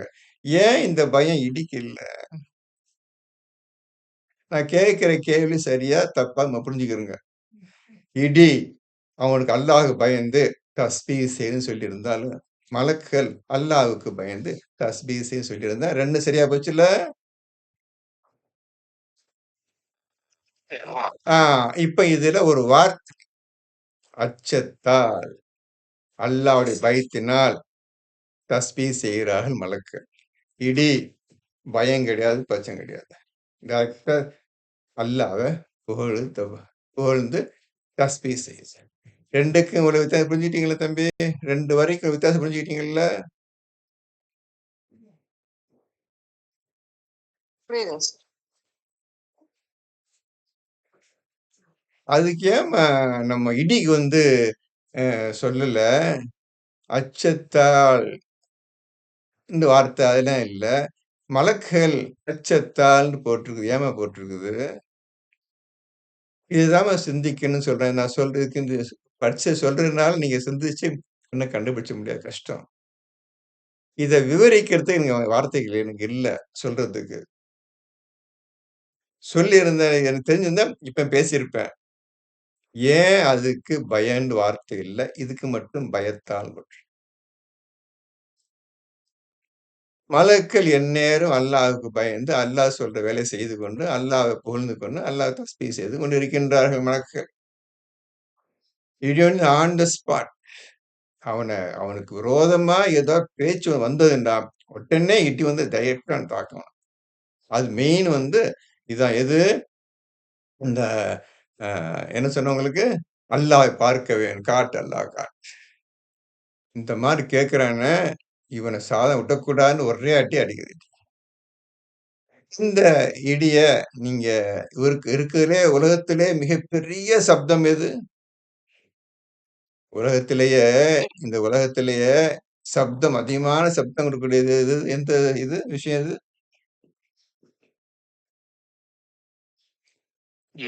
இடிதான் இடிதான் இடிதான் நினைச்சாண்டா பெரிய சப்தம் கொண்டு ஹையஸ்ட் பீக் கொண்டு போயிடுவான். நீங்க செத்து போயிடக்கூடாது, இடி பில்டிங் எரிஞ்சு விழுந்துடக்கூடாது, எது கஷ்டம் வந்துக்கூடாது, ஓரளவு அந்த கம்மியான சவுண்ட் வச்சுட்டே இருக்கிறான். இடி முழக்கம் பிடித்ததா அந்த அந்த ஊர் மக்களே அழிந்தார். ஒரே இடி சப்தம்தான் அழிந்தார்கள். எந்த சமூக கூட்டம் அழிந்தது ஒரு சப்தம் தான். அப்ப எப்பேற்பட்ட சப்தமா இருந்திருக்குன்னு இப்ப நீங்க உணருங்க. இந்த குரான் எப்படி ஓதுன்னு தான் இப்ப அவங்க சொல்றேன். இந்த விஷயம் இப்ப சொல்றது சரியில்லை. இன்னும் 10 வருஷம் சொல்லணும். இப்ப உங்களுக்கு புரியாது. 10 வருஷம் கழிச்சாலும் புரியாது. அப்பேற்பட்ட விஷயம் இது. இத வச்சுதான் நீங்க அல்லாஹ்வை உணர முடியும். அதனால அல்லாஹ் உணர்ந்துட்டா கூட உங்க சொல்ல முடியாது. இப்ப என்ன விஷயம் கேட்டா கூட சொல்ல முடியாது. அப்பேற்பட்ட விஷயத்த அல்லாஹ்ன்ற வார்த்தை இருக்குது. நீ என்னை புரிஞ்சு உணரவே முடியாது பண்ணைய. அல்லாஹ் தெரிஞ்சுக்கிற. அப்ப உணர் விஷயத்தை கொண்டு வந்து உணர்றத நீ வெளியே கொண்டு வரணும். 2 பண்ண முடியாது. புரிஞ்சவன் அவனோட முடிஞ்சு போச்சு. கிணத்துல போட்ட கல்லு மாதிரிதான். அவனுக்கு மட்டும் அல்லாஹ் பத்தி ஒண்ணும் சொல்ல முடியாது. அதே மாதிரிதான் ஜிக்ர். அதே போலதான் உயிர். இது 3க்கு எந்த விதமான பதிலும் கிடையாது. எந்த விதமான விளக்கமும் கிடையாது. எந்த ஒரு வியாக்கியானமும் கிடையாது. எந்த ஒரு பேச்சும் கிடையாது. எந்த எழுத்தும் கிடையாது. எதுவுமே கிடையாதுப்பா. அல்லாஹ் என்ற வார்த்தைக்கும் உயிர் என்ற வார்த்தைக்கும் ஜிகர் என்ற வார்த்தைக்கும் எவராலும் எக்காலத்திலும் பதில் விளக்கம் எதுவுமே சொல்ல முடியாது. இதுதான் முக்கியமான விஷயம். இப்ப இருக்கும்போது அல்லாஹ் காட்டுன்னா திமிரு சரியான திமிரு பிடிச்சா பேசுவான். ஒரு காலம் அல்ல அலோ பண்ணவே மாட்டான். ஆன் த ஸ்பாட் இடி தாக்கியது அவர்களை தாக்கியது. இப்போ இதை வைத்து கொண்டுதான் நீங்க முன்னேறணும். 2வது சூறாவுல நீங்க பார்த்தா 210 2வது சூறாவுல 210 கொஞ்சம் கவனிங்க.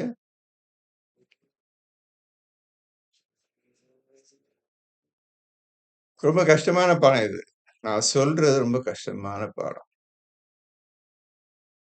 இது தலகால புரியாது. நீங்க ஸ்டெடியா உட்கார்ந்துகிட்டு என்னடா இந்த மாதிரி இருக்கு அந்த மாதிரி இருக்கு எண்ணம் வரக்கூடாது. எப்படி என்ன இந்த மாதிரி போகுது, இது புரிய மாட்டேங்குது, இது என்ன சொல்றான் அப்படின்னு எண்ணம் வராம ஓதணும். அந்த எண்ணம் வராம ஓதணும் நீங்க. இதெல்லாம் ஓதுற மாதிரி இருக்குது. என்ன இப்படிலாம் சொல்லிக்கிறானப்பா, இது என்ன இப்படி இருக்குது, அது அப்படி இருக்கு. அந்த அந்த எண்ணம் மனசு வரக்கூடாது.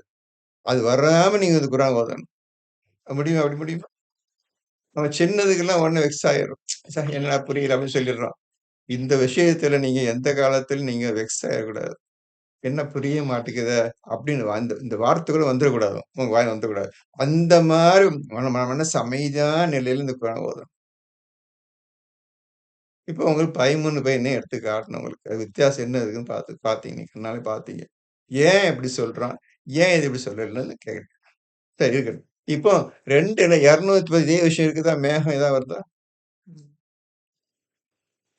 அல்லாஹ்வும் மலக்குகளும் மேக நிழல்களின் வழியாக கொண்டு வந்து காரியத்தை தீர்த்து வைத்தல் வேண்டும் என்பதை தவிர எதிர்பார்க்கிறார்களா? பார்த்தீங்களா? அவர் படிங்கம்மா.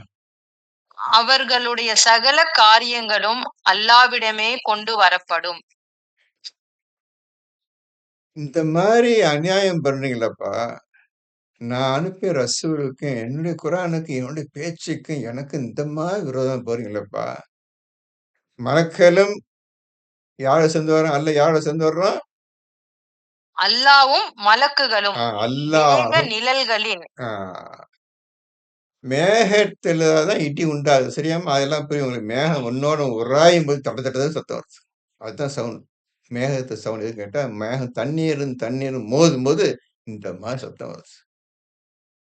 அல்லாஹ்வும், மலக்குகளும் அந்த மேகத்திடையிலே வந்து உன் காரியத்த முடிக்கணும்னு ஆசைப்படுறீங்களாப்பா நீங்க? எனக்கு விரோதமா போயிட்டீங்க. உங்க கதைய முடிக்கணும்னு ஆசைப்படுறீங்களா? அல்லாஹ்வும், மலக்குகளும் மேக நிழலில் வந்து முடிக்க ஆசைப்படுறீங்களா? அப்ப மேக நிழல் இருந்தா மேகத்துல உண்டாகிறது தான் தண்ணீரும், மழையும், வெள்ளமும், இடியும், எல்லாம் அதுல உண்டாகுது. அப்போ அல்லாஹ் எவ்வளவு அருகாமையில் சமீபத்தில் இருக்கின்றான் என்ற ஒரு விஷயத்துக்கு இப்ப நீங்க வர்றீங்க. மேகம் மிஞ்சி மிஞ்சி போனா ஒரு 3000 அடி 3000 அல்லது 4000 அடி 3000 அடிக்குள்ள மேகம் இருக்குது. அங்கே மழை கிளவுட் ஃபார்ம் ஆனாதான் உங்களுக்கு மழை கிடைக்கும். இதுக்குள்ள வந்து முடிக்கணும்னு ஆண்டவன் தன்னை பத்தி அவனே சொல்றான். அவன் நினைச்சா எங்கேயும் அவன் ஞானத்தால் சூழ்ந்து அறிந்து கொண்டிருக்கின்றான். எப்பொழுதும் எந்த நேரத்திலும் எந்த இடத்துலயும் பிடிப்பாங்க. ஆனா பர்டிகுலரா அவன் சொல்றது இடியும், மேகம், மின்னல் இதுக்குள்ளதான் வந்து காரியத்தை முடிக்க ஆசைப்படுறியா? நீ நபி பேச்சு கேட்க மாட்டியா? எனக்கு விரோதம் போவியா நீ? நானும் மலக்கள் கதை முடிக்க ஆசைப்படுறியா? இந்த மாதிரி கேள்விகள் கண்ணால பார்த்துட்டீங்க. அப்போ இந்த இடியும் சப்தம்னா உலகத்திலேயே மிகப்பெரிய சப்தம் தர இடிதான். நினைச்சு எவ்வளவு பெரிய சத்தம் கொண்டாந்துரும் ஆண்டவர். இடிக்கு மேல எந்த சத்தம் கிடையாது. அதே மாதிரி இடிக்கு மேல சத்தம் தரக்கூடிய எந்த பொருள் உலகத்துல கிடையாது. இது புது விஷயம் சொல்றேன் நான். இடிக்கு மேல சப்தம் தரக்கூடிய எந்த பொருளும் இல்லை. இடிதான் ஹையஸ்ட் லெவல்ல இருக்கு சப்தம் கொடுக்குது. எப்படி எப்படி யார் அழிக்கணுமோ அதுக்கு வேண்டிய சப்தம் போட்டா போதும் இந்த ஊரை அழிஞ்சிடும். இந்த மாதிரி ஆண்டவன் இந்த குர்ஆனில் தன்னை பற்றியும் தாம் படைச்ச படைப்புகளை பற்றியும் அவ்வாறு இவ்வாறு அல்லாஹ் சொல்லிக் கொண்டே வருகின்றான். நீங்க ஓதுற முறை இன்னும் வேகமாக முன்னேற வேண்டும். வேகமாக முன்னேற வேண்டும். அந்த இடி இடிக்கும்போது என்ன பயம் வருது உங்களுக்கு? லேசா இடி இடிச்சா நல்லா இருக்குது. வேகமா இடிச்சுன்னா என்ன மாதிரி உங்களுக்கு பயமும் இடி விழுந்து என்ன சுக்குநூறா போயிடாது? இந்த நாடே சுக்குநூறா போயிடாது? போட்டான் ஒரு இடியை போட்டான். அப்பேற்பட்ட இறைவன் உங்களை மன்னித்து இன்னும் கொஞ்ச நாள் வாழ் என்று கொடுத்து உங்களை வாழ வைத்துக் கொண்டும் உங்களுக்கு உணவளித்துக் கொண்டும் உங்களை காப்பாற்றிக் கொண்டும் இருக்கின்றான் அந்த இறைவன் என்று தன்னை பற்றி இவ்வாறு மனிதர்களுக்கு அவன் சொல்லுகின்றான்.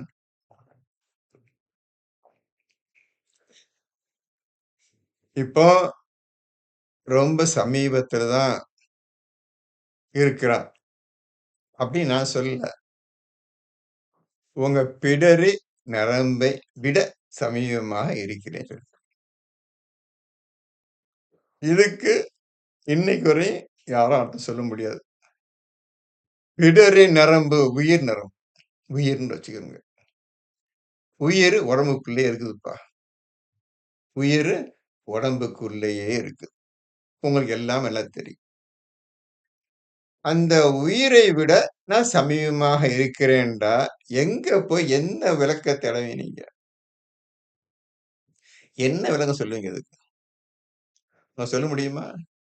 தன்னை பற்றி எவ்வாறு உங்களுக்கு சொல்லுகிறான் என்பதை கவனியுங்கள்.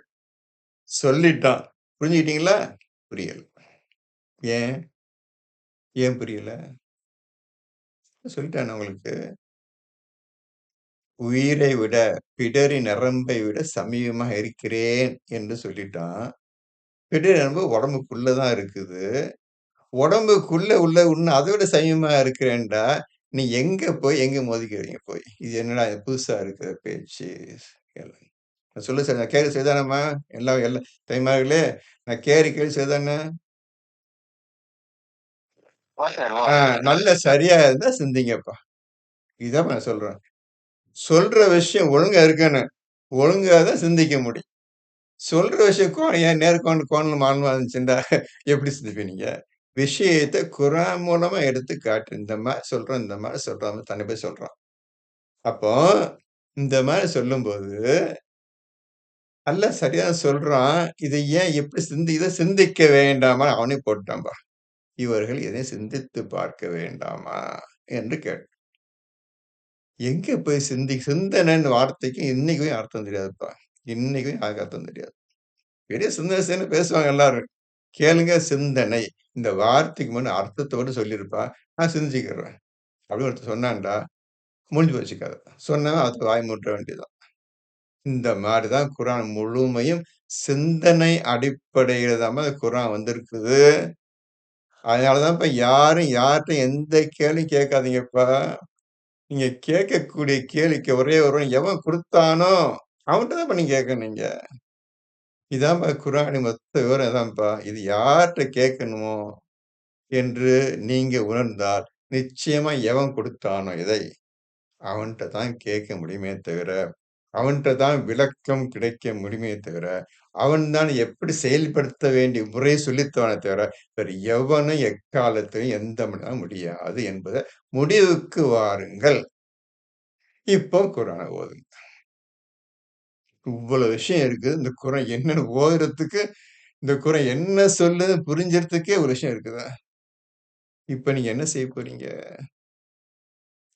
இதுக்கு எல்லாத்துக்கும் அடிப்படையா ஜிக்ர வச்சுட்டாங்க. இத தொடு, விஷயம் வந்துரும். நம்ம எங்க போய் தொடுறது? உருவமா இருக்கு தொடுறதுக்கு? அர்த்தமா இருக்குது நெனச்சுக்கிறதுக்கு ஒண்ணும் கிடையாது. அர்த்தமும் தெரியாத, தொடவும் முடியாத, நெனச்சு பார்க்க முடியாத வார்த்தை ஜிக்ர். இது சப்ஜெக்ட். இது பெரிய சப்ஜெக்ட் இது. சும்மா ஒரு வார்த்தை நெனச்சிருப்பாதீங்க. இது தனி சப்ஜெக்ட். ஜிக்ர் என்பது. ஜிக்ர பிடிச்சாதான் இவன் யாரு? இடி என்ன? என்ன இவன் எப்படிப்பட்டவன்? இவன் இருக்கணுமா? இந்த இடத்துக்கு சொல்ல முடியாது. அவன் தன் ஞானத்தால் உங்களை உலகத்தையே சூழ்ந்து அறிந்து கொண்டிருக்கிறான் என்று தன்னுடைய விஷயத்தை பத்தி உங்களுக்கு சொல்றான். இப்ப ஞானம் என்ன? அர்த்தம் தெரியாது. விஷயம் தெரியாது. என்னவென்றே புரியாது. அதே போலதான் ஃபுர்கான். ஃபுர்கான் வச்சுதான் நீங்க எல்லா விளக்கத்தையும் அடைய போறீங்க. ஃபுர்கான் புத்தகம் கிடையாது. புரிஞ்சுக்கிறீங்க. ஃபுர்கான் புத்தகம் கிடையாது. அது ஒரு தனி விஷயம். அதுக்கு இனம் தெரு உருவங்கள் எதுவுமே கிடையாது.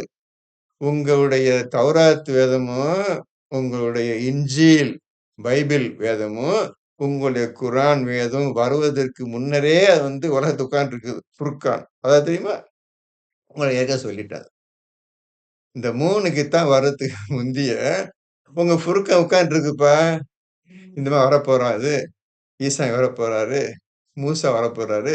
முகமது வரப்போறாரு. ஒவ்வொருத்தரும் புத்தகம் வரப்போகுது. இதுக்கு நான் விளக்கம் தர்றதுக்காக நான் முன்னாலே ஏற்பாடு பண்ணி இந்த பூமியில வந்துட்டேன்னு சொல்லுதுப்பா ஃபுர்கான். படிங்க 3வது சூறாவுல 4வது ஆயத்த விடுங்க. குரானை எப்படி அல்லாஹ் பாதுகாக்கிறன்னு சொன்னேன்ல, அந்த ஹெட்டிங்ல 3, 4 அடிங்க. 3வது சூறாவுல 4. ரொம்ப கொஞ்சம் டீப்பான சப்ஜெக்ட். சொல்லவே முடியாது. அது ஒத்துக்கிறேன். ஆனா சொல்ல முடியாது. ஒவ்வொருத்தரும் தனித்தனியா உட்கார்ந்து சிந்தித்து பார்த்து சீர்திருத்திக் கொள்ளக்கூடிய விஷயம் இது. இந்த விஷயம் மட்டும் இல்ல. அவங்க சொன்னாங்கல்ல தம்பி, 6235 ஆயத்து இந்த கதை தான். எடுத்து போய் யார்ட்டயும் கேட்டுறாதீங்க. அது தப்பு. அத பிடிக்காது. நான் தானே உனக்கு குடுத்தேன். என்னைய விட்டுட்டு எவன்ட்ட போய் கேட்கிறேன்னு அல்லாஹ் இப்ப இன்னைக்கே உங்கள பார்த்து பேசிட்டான் கேட்டான். நான் தானே குடுத்தேன் உங்களுக்கு புத்தகம். நீ என்னதான் கேட்கணும்? இப்ப யார்ட்டயும் போய் அர்த்தம் கேட்கிறிய? அப்படின்னு நானும் சொல்றத மனசுல வச்சுக்கிறேன் நீங்க. இப்போ படிங்கப்பா. என்ன நம்பர் சொன்ன? 3 இல்ல 4 படிங்கப்பா. ஒழுங்கா எல்லாம் கவனிச்சிருங்கப்பா. என்ன சொல்றான்னு பார்த்து நீங்களே பார்த்துக்கங்க. இதற்கு முன்னால் மனிதர்களுக்கு வழி காட்டுவதற்காக குர்ஆனையும் இறக்கி வைத்தான். எதற்கு முன்னால் அப்ப நான் 3 படிங்க. 3 படிங்க. முற்றிலும் உண்மையை கொண்டுள்ள இந்த வேதத்தை அவன்தான் உம்மீது இறக்கி வைத்தான். இது இதற்கு முன்னுள்ள வேதங்களை உறுதிப்படுத்தும் தௌராத்தையும் இன்ஜீலையும் அவனே இறக்கி வைத்தான். இந்த இறக்கி வச்சு இப்ப படி 4 படிங்க. இதற்கு முன்னால் மனிதர்களுக்கு வழி காட்டுவதற்காக குர்கானையும் இறக்கி வைத்தான். என்னப்பா புரிஞ்சுக்கிட்டீங்க? என்னப்பா புரிஞ்சுக்கிட்டீங்க தாய்மார்களே? என்ன புரிஞ்சுக்கிட்டீங்க? பாத்தீங்களா? ஏதாவது என்னமாவது தலையா புரியுதா? அந்த தலையும் காலையும் புரியறதுக்கு தான் குர்கான். இதெல்லாம் ஒண்ணா சேர்த்து ஒழுங்கான கோர்வையா வந்து நீங்க யாருன்னு புரிஞ்சுக்கிறது தான்ப்பா ஃபுர்கான்னு ஜிக்ரும். நீ யாருன்னு புரிஞ்சுக்கிறது தான் மனிதனுக்கு வழிகாட்டியா இருக்கும். இந்த 3 புத்தகம் வரப்போகுது. அதுக்கு முந்தையே வந்து உட்கார்ந்துருக்குப்பா ஃபுர்கான் விஷயம். அது என்னன்னே தெரியாதுப்பா. பார்த்த ஃபுர்கான்னா அதுக்கு உருவம், கிருவம் அது இது ஒண்ணுமே தெரியாதுப்பா. எந்த விளக்கம் கிடையாதுப்பா. பாத்துக்கங்க. சொல்ற விஷயம் எல்லாத்துக்கும் விளக்கம் கிடையாது, அர்த்தம் கிடையாது, ஒண்ணும் கிடையாது. இத நீ கண்டுபிடிக்கணும். மனிதனே உன்னால் முடியும். இந்த செயலை செய்வதற்கு நீ ஒருத்தன் தான் லாயக். நான் சொன்ன விஷயத்த அப்படியே உண்மைப்படுத்த உன்னால் மட்டும் தான் முடியும். அதுக்காக தான் உன்னைய பிரதிநிதியா நான் தேர்ந்தெடுத்துக்கிறேன். வா வழிக்கு வா. இந்த விஷயங்கள்லாம் உண்மைப்படுத்த உண்மைப்படுத்தணும். அதுக்காக உன்னை மனிதனே நான் உன்னை என்னுடைய கலீஃபா என்னுடைய பிரதிநிதியாக தேர்ந்தெடுத்துக் கொண்டேன். வைஸ்ஜெரண்டா தேர்ந்தெடுத்துக் கொண்டேன். ஒரே வார்த்தை முடிச்சுட்டான். இப்ப வைஸ்ஜெரண்டா என்ன? நான் யாரு? இவன் யாரு? நீங்க தான் கண்டுபிடிக்கணும். நீங்க தான் கண்டுபிடிக்கணும். இப்ப இன்னைக்கு பேசின விஷயம் பெரிய விஷயம். ஒண்ணுமே புரியாத விஷயம். அதுதான் குரான்ல என்னன்னு முதல்ல புரிஞ்சுக்கிறதுக்கு 10 வருஷம் அவன சொல்லிட்டேன். அதுக்கு மேலேயும் ஆகலாம். உங்களுடைய முயற்சியை பொறுத்து. உங்க விடாமுயற்சியை பொறுத்தது இந்த குரான் என்னன்னு புரிஞ்சுக்கிறது. ஒரு விஷயம் இருக்குதுப்பா. குரான் இருக்கு. எங்க போய் யார்கிட்ட கேட்பேன்? இந்த மாதிரி விஷயத்தை எடுத்து ஒவ்வொரு ஆயத்தையும் எடுத்து சொல்லி விஷயம் சொல்லி இது இப்படி இருக்கு, இது இப்படி இருக்குன்னு நீங்க எங்க போய் யார்கிட்ட போய் கேட்க போறீங்க? முடிஞ்ச வரையும் தெரிஞ்ச வரையும் நான் சிந்தனை செஞ்சு புரிஞ்ச வரையும் சிந்தனை அர்த்தம் தெரியாது. சிந்தனைன்னு எப்படி உருவாகுன்னு கேட்டா, நீங்க குரானை ஓத ஓத ஓத ஓத புது புது விஷயங்கள் தன்னாலே உங்களுக்கு உண்டாகும். உங்க இருதயத்துல உண்டாகும். அந்த உண்டாகிய ஒரு அர்த்தத்தையோ, ஒரு விளக்கத்தையோ உங்களுக்கு அறிவித்தால், அது உங்களுக்கு சரிப்பட்டு சரியா தான் இருக்குது இந்த விஷயம் என்று நீங்கள் மனப்பூர்வமாக உணர்ந்து கொண்டால், உங்க சிந்தனை சக்தி உண்டாகி இருக்கின்றது என்ற அர்த்தமே தவிர, சிந்தனைண்டா என்ன என்று புரிந்து கொள்ள முடியாது. சிந்தனை சக்தி உங்களுக்கு உருவாகிவிட்டது. இதை வைத்துக்கொண்டு மேற்கொண்டு முன்னேறு என்ற அர்த்தமே தவிர, சிந்தனைக்கு அர்த்தமும் விளக்கமும் கிடைச்சிச்சுன்னு நினைச்சிடாதீங்க. சிந்தனை கொண்டு விஷயம் புரிஞ்சுக்கிட்டீங்க. ஆனா சிந்தனைன்னு தெரியாது. இதான் குரான். கஷ்டமா இருக்கு சொல்றது. சிந்தனை என்ற வார்த்தைக்கு அர்த்தம் தெரியாதுப்பா. அது விளக்கம் தெரியாதுப்பா. அது என்னவென்று யாராலும் சொல்ல முடியாதுப்பா. அந்த விஷயத்த வச்சுக்கிட்டு தான்ப்பா நீ இந்த அர்த்தத்த கண்டுபிடிச்ச. அர்த்தம் தெரிஞ்சுச்சுப்பா போதும். அத்தோட முன்னேறு. சிந்தனைனா என்ன அர்த்தம்னு போயிடாத. முடியாது.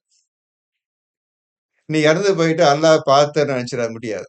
அதான் கணக்கு. நீ இறந்து போயிட்டு அல்லாஹ் பார்த்துடலாம். ஒரு காலம் நீ பார்க்க எந்த காலத்தையும் நீ அல்லாஹ் பார்க்கிறதோ, பேசுறதோ முடியாது. உருவம் ஒண்ணும் கிடையாது. இந்த மாதிரி இந்த குரான் அல்லாஹ் தன்னை பற்றி முழுமையா சொல்வதற்கு இந்த மகத்தான குரானை அல்லாஹ் உங்களுக்காக இறக்கி வைத்தான். ஒரு இறைவன் இருக்கிறானா இல்லையா என்று புரிஞ்சுக்கிறதுக்கு இந்த புத்தகம் அவசியம். ஒரு இறைவன் எல்லாம் சொல்றாங்களா அவன் யார் இருக்கிறானா இல்லையா அவன் எப்படிப்பட்டவன் புரிஞ்சு கொள்வதற்காக தான் இந்த புத்தகம் வந்தது தவிர வேடிக்கை விளையாட்டுக்காகலாம் இந்த புத்தகம் வரணும் வரல. நிறைய விஷயங்கள் இருக்கு. கோடி கோடி விஷயம் எக்கச்சக்கமா நிறைஞ்சு இருக்குது. இதை நீங்க தான் உணர்ந்து இது உண்மைதான் என்று நீங்க என்னைக்கு உணர்ந்துட்டீங்களோ சொல்லப்பட்ட விஷயம் உண்மையா தான் இருக்குது. சரியாதான் இருக்கு. இது ஒரு மாதிரியான புத்தகமா இருக்குது. யாருமே சொல்லாத விஷயத்த சொல்லிட்டே வருது. யாருமே செய்ய முடியாத விஷயத்த சொல்லி செய்யுங்க செய்யுங்க சொல்லிட்டு வருது. நீங்க இப்ப நடந்துக்கன்னு சொல்லுது. இது எப்படி விடாத விஷயத்த விட்டு சொல்லுது. என்ன இது? எப்படி இது? யார் சொல்லியிருப்பாங்க? இது இறைவன் சொல்லியிருக்கணுமா? அது ரசூல் சொன்னாரா? ரசூல் இந்த மனுஷர் பேசியிருக்க மாட்டாரு. அவர் சாதாரண மனிதர் தான் அவரு. அல்லாட்ட அந்த விஷயத்த அப்படியே உங்கள்ட்ட கக்கிட்டாரு அவ்வளவுதான். அல்லாஹ் ஒரு விஷயத்த அப்படியே உங்கள்ட்ட ஒப்படைச்சுட்டாரு. இதான் வஹீம் அதுவரை வரப்பட்டது. உங்களுக்கு ஒப்படைச்சுட்டோம்பா. அல்லாஹ் சொல்லிட்டான்பா. உங்களுக்கு சொல்லிட்டான்பா. இப்படிதான் போயிட்டு இருக்குப்பா அந்த குரான். இப்ப எல்லாத்துக்கும் ஒரு வகையில புரிஞ்சிருக்குமே, ஜிக்ர்ன்னு கேட்டவங்களுக்கு. இந்த இடி, முழக்கம், அல்லாஹ் விஷயத்த தெரிஞ்சவங்களுக்கு. இந்த குரான பத்தி என்ன விஷயம் புரிஞ்சவங்க ஒரு அவுட்லைன் சாதாரண மெதுவா தெரிஞ்சவரை சொல்லியிருக்கிறேன். நீங்க டெவலப் பண்ணுங்க. வேகமா டெவலப் பண்ணுங்க. என்னவா இருக்கும், என்னவா இருக்கு. இது குரான் ஓதும் முறை. இந்த மாதிரி தான் நீங்க ஓதணும். உங்க சிந்தனை சக்தி. இதுக்கு தான் ஆண்டவன் சொல்றான், ஒரே வார்த்தையில போட்டு தூய்மையானவர்களை தவிர இதனை தொடமாட்டார்கள். தூய்மை, பரிசுத்த தன்மை. எப்படி இந்த பரிசுத்த தன்மை அடைகிறது? லா யமுஸ்ஸுஹு இல்லல் முத்தஹ்ஹரூன். தூய்மையானவர்களை தவிர இதனை தொடமாட்டார்கள். இப்ப சொல்லுங்களேன். இப்ப நீங்களே சொல்லுங்களேன். என்ன செய்ய போறீங்க? அப்ப இதுவரை என்ன நம்ம குர்ஆன ஓதுனோம்? என்னத்த புரிஞ்சுட்டு ஓதுனோம்? சும்மா ஆயத்த ஓதிட்டு இருக்கிறோம். அப்படித்தானே நம்ம செஞ்சுட்டு இருக்கிறோம். நீங்க செஞ்சுட்டு எல்லாம் செஞ்சுட்டு இருக்கிறீங்க. இன்னைக்கு ஓதிட்டு இருக்கிறோம். ஒரு விஷயத்துக்குள்ள எவ்வளவு விஷயம் அடங்கி இருக்குன்னு பார்க்கணும். ஒரு விஷயத்துக்குள்ள எவ்வளவு விஷயங்கள்லாம் அடங்கி இருக்குன்னு தான் பார்க்கணும். போன சொன்னேனே, ஒரு வார்த்தை சொன்னேனே. Public meeting, assembly. ஒரு ஜும்மா உடைய நாளில் சலாத்துக்கு அழைக்கப்பட்டால், இப்பதான் அழைக்கிறாங்க. ரசூல் பேச போறாங்க. நீங்க கேட்க போறீங்கப்பா. வியாபாரத்தை விட்டுவிட்டு ஸிக்ர் செய்வதற்கு விரைந்து செல்லுங்கள். இப்ப இதுல எதை இம்பார்ட்டன்ஸ் அல்லாஹ் குடுக்குறான்? ஸலாத்து என்ன? அந்த குர்ஆன பத்தி பேசப் போறார். குர்ஆனுக்கு இம்பார்ட்டன்ஸ் குடுக்குறான் ஆண்டவன், ஸிக்ருக்கு இம்பார்ட்டன்ஸ் குடுக்குறானா? திக்ருக்கு சார். அப்போ இப்ப உங்க சற்று முன் சொன்னேனே, எல்லா விஷயத்துக்கும் ஸிக்ர டச் பண்ணுங்க. உடனே விஷயம் வெளிய வந்து கடகப்பா வெளிய வந்துரும். அப்ப நீ இந்த மாரில நான் இந்த விஷயம் சொல்லல உங்களுக்கு நான். நீங்களே ஏதோ யோசிச்சு சொல்லுவீங்க பார்த்தேன். சரி அந்த அளவுக்கு நீங்க சொல்லவும் இல்ல. இருந்தாலும் இப்ப சொல்றேன் உங்களுக்கு. பார்த்தீங்களா? கூப்பிட்டோனே எப்படி அடுத்த விஷயம். கூப்பிட்டோனே எப்படி ஸிக்ர் பண்ண முடியும்? அப்ப அந்த வரிக்கும் 2வது வரிக்கும் உள்ள வித்தியாசம் என்ன? அதுக்குள்ள கால தவணை என்ன? முதல் வரியில ஜும்மா அன்று ஸலாத்துக்கு அழைக்கப்பட்டால், இது முதல் வரி. 2வது வரி வியாபாரத்தை விட்டுவிட்டு ஸிக்ருக்கு விரைந்து செல்லுங்கள். இந்த முதல் வரி, 2வது வரி 2க்கும் வித்தியாசம் என்ன? எப்படி இடிக்கும், மலைக்கும் கேட்டனோ, அதே மாரி தான் இதுலயும் இந்த கேள்வி கேட்கிறேன். அதுக்கும் இதுக்கும் என்ன வித்தியாசம் சொல்லுங்க? சரி. இப்ப கூப்பிட்டோனே ஸிக்ர் பண்ண முடியுமா? இப்ப அப்படியே கூப்பிடுறாரு, பேசுறாரு, பேசப் போறோம். ஆண்டவன் கூப்பிட்டா விரைந்து செல்லுங்க, ஸிக்ருக்கு விரைந்து செல்லுங்கள்னு சொல்றான். அப்ப இதுல என்ன புரிஞ்சுக்கிட்டீங்க? என்ன புரிஞ்சுக்கிட்டீங்க? அந்த முதல் வரிக்கு, சார் 2வது வரிக்கு உள்ள கால தவணை என்ன? எவ்வளவு காலம் பிடிக்கும்? முதல்ல ரசூல் பேச்ச கேட்டீங்கப்பா, கூப்பிட்டாரு. அப்புறம் ஸிக்ர் விரைந்து செல்றீங்கப்பா. ஜக்கு ரசூல் பேச்சை கேட்டு, அதுக்கப்புறம் ஸிக்ர் செய்வதற்கு இடைப்பட்ட காலம் எவ்வளவு?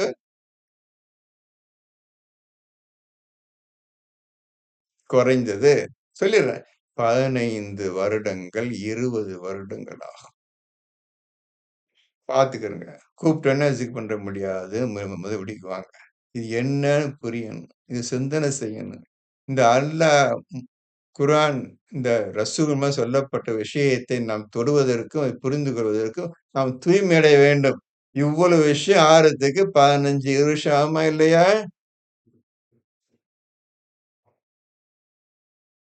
மாஷாஅல்லாஹ். அதுக்கப்புறம் 15 வருஷம் கழிச்சு தானே நீங்க ஸிக்ருக்கு விரைந்து செல்ல முடியும். நல்லா புரிஞ்சுக்கங்க, பார்த்துக்கங்களேன். அப்ப ஆண்டவர் சொல்ற ஆயத்துல எவ்வளவு விஷயம் மறைஞ்சிருக்குன்னு கண்டுபிடிங்க. என்ன விஷயம் மறைஞ்சிருக்குது? என்ன ஞானம் மறைஞ்சிருக்குது? எந்த விஷயத்த சொல்லாம போட்டிருக்கிறான், நம்மளும் படிச்சு போறோமே. எப்படிப்பா செய்வோம்? கூப்பிட்டோனே எப்படிப்பா செய்ய முடியும்? வியாபாரத்த விட்டுறணும். எப்ப விடுவீங்க? என்னைக்கு 9:23 24 படி உங்களை நீங்கள் அமைத்துக் கொண்டீர்களோ அது செய்வதற்கு 15 வருடங்களா, 20 வருடங்களா ஆகும். பின்னர் தான் இதன் பிரகாரம் 924 பிரகாரம் அவ்வளவு ஒதுக்கி தள்ளிட்டு, வேகமா ஜிக்ருக்கு போயிரும்னு போ முடியும். சரியா? தவறா? என்னம்மா? ஆ. மத்தவங்க கேட்குறாங்க. சொல்லு சொல்லு சரியா தவறா? நீங்க சொல்லுங்க இப்போ. நீங்களே சொல்லுங்க. உங்களுக்கு அர்த்தம் கிடைக்கும். இப்ப சொல்லணும்னு அவசியம் கிடையாது. நீங்க நல்லா புரிஞ்சுக்கிட்டீங்க. எல்லாத்துக்கும் ஆயத்தமா இப்ப சொல்லிட்டே வர்றேன். எதுவும் கஷ்டம் கிடையாது. இப்படிதான் குரான ஓதணும் முறை இப்ப சொல்லிட்டு இருக்கிறோம். ஒவ்வொரு வார்த்தைக்கு என்ன விஷயம் இருக்குது. அடுத்த லைன் படிக்கும்போது, ஆஹா! இதுக்கும் எவ்வளவு தூரம் இருக்குது, எத்தன மைல் இருக்கு, எத்தன வருஷங்கள் இருக்குதுன்னு எண்ணணும்.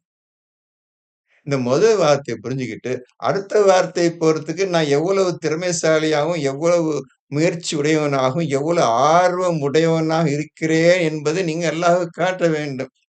அதுக்கப்புறம் அல்லாஹ் வசதி. புரியுதா? எல்லாத்துக்கும் புரியுதா? சொல்றது புரியுதா உங்களுக்கு? புரிய கொஞ்சம் யோசிச்சு பாருங்க. தன்னா ஈஸிக்கு எல்லாம் கிடைச்சு உங்களுக்கு எந்த கஷ்டம் கிடையாது. ஆனா புது விஷயம் அவங்கள்ட்ட புது விஷயம். அவ்வளவு புது விஷயம். அவ்வளவு புது விஷயம். உங்களுக்கு சொல்றது எல்லாம் புது விஷயம். என்னம்மா சொல்லு தம்பி? எல்லாம் நசீரு, அபூபக்கர் எல்லாத்தையும் கேட்கிறேன். நான் புது விஷயமா, பழைய விஷயமா இது பேசிட்டு எல்லாமே? செல்வராஜ் எல்லாத்தையும் கேட்கிறேன். புது விஷயமா தான் சார். அப்போ இந்த புது அ அப்போ இந்த புது விஷயத்த அப்ப நீங்க புதுசா நினைக்காதீங்க. இது பழைய விஷயம்பா. 1400 வருஷத்துக்கு முந்தி வந்த விஷயம்ப்பா இது. நம்மளுக்கு இன்னைக்கு பத்தி இன்னைக்கு தான் புதுசா தெரியுது.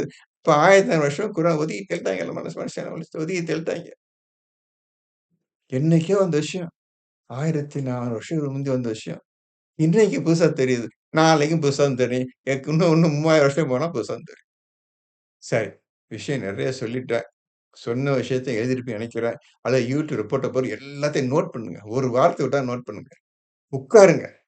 பேனாவும் கையுமா உட்காருங்க. என்னடா இது கண்டுபிடிச்சு தெரணுன்ற இந்த வைராக்கியத்த உட்காருங்க.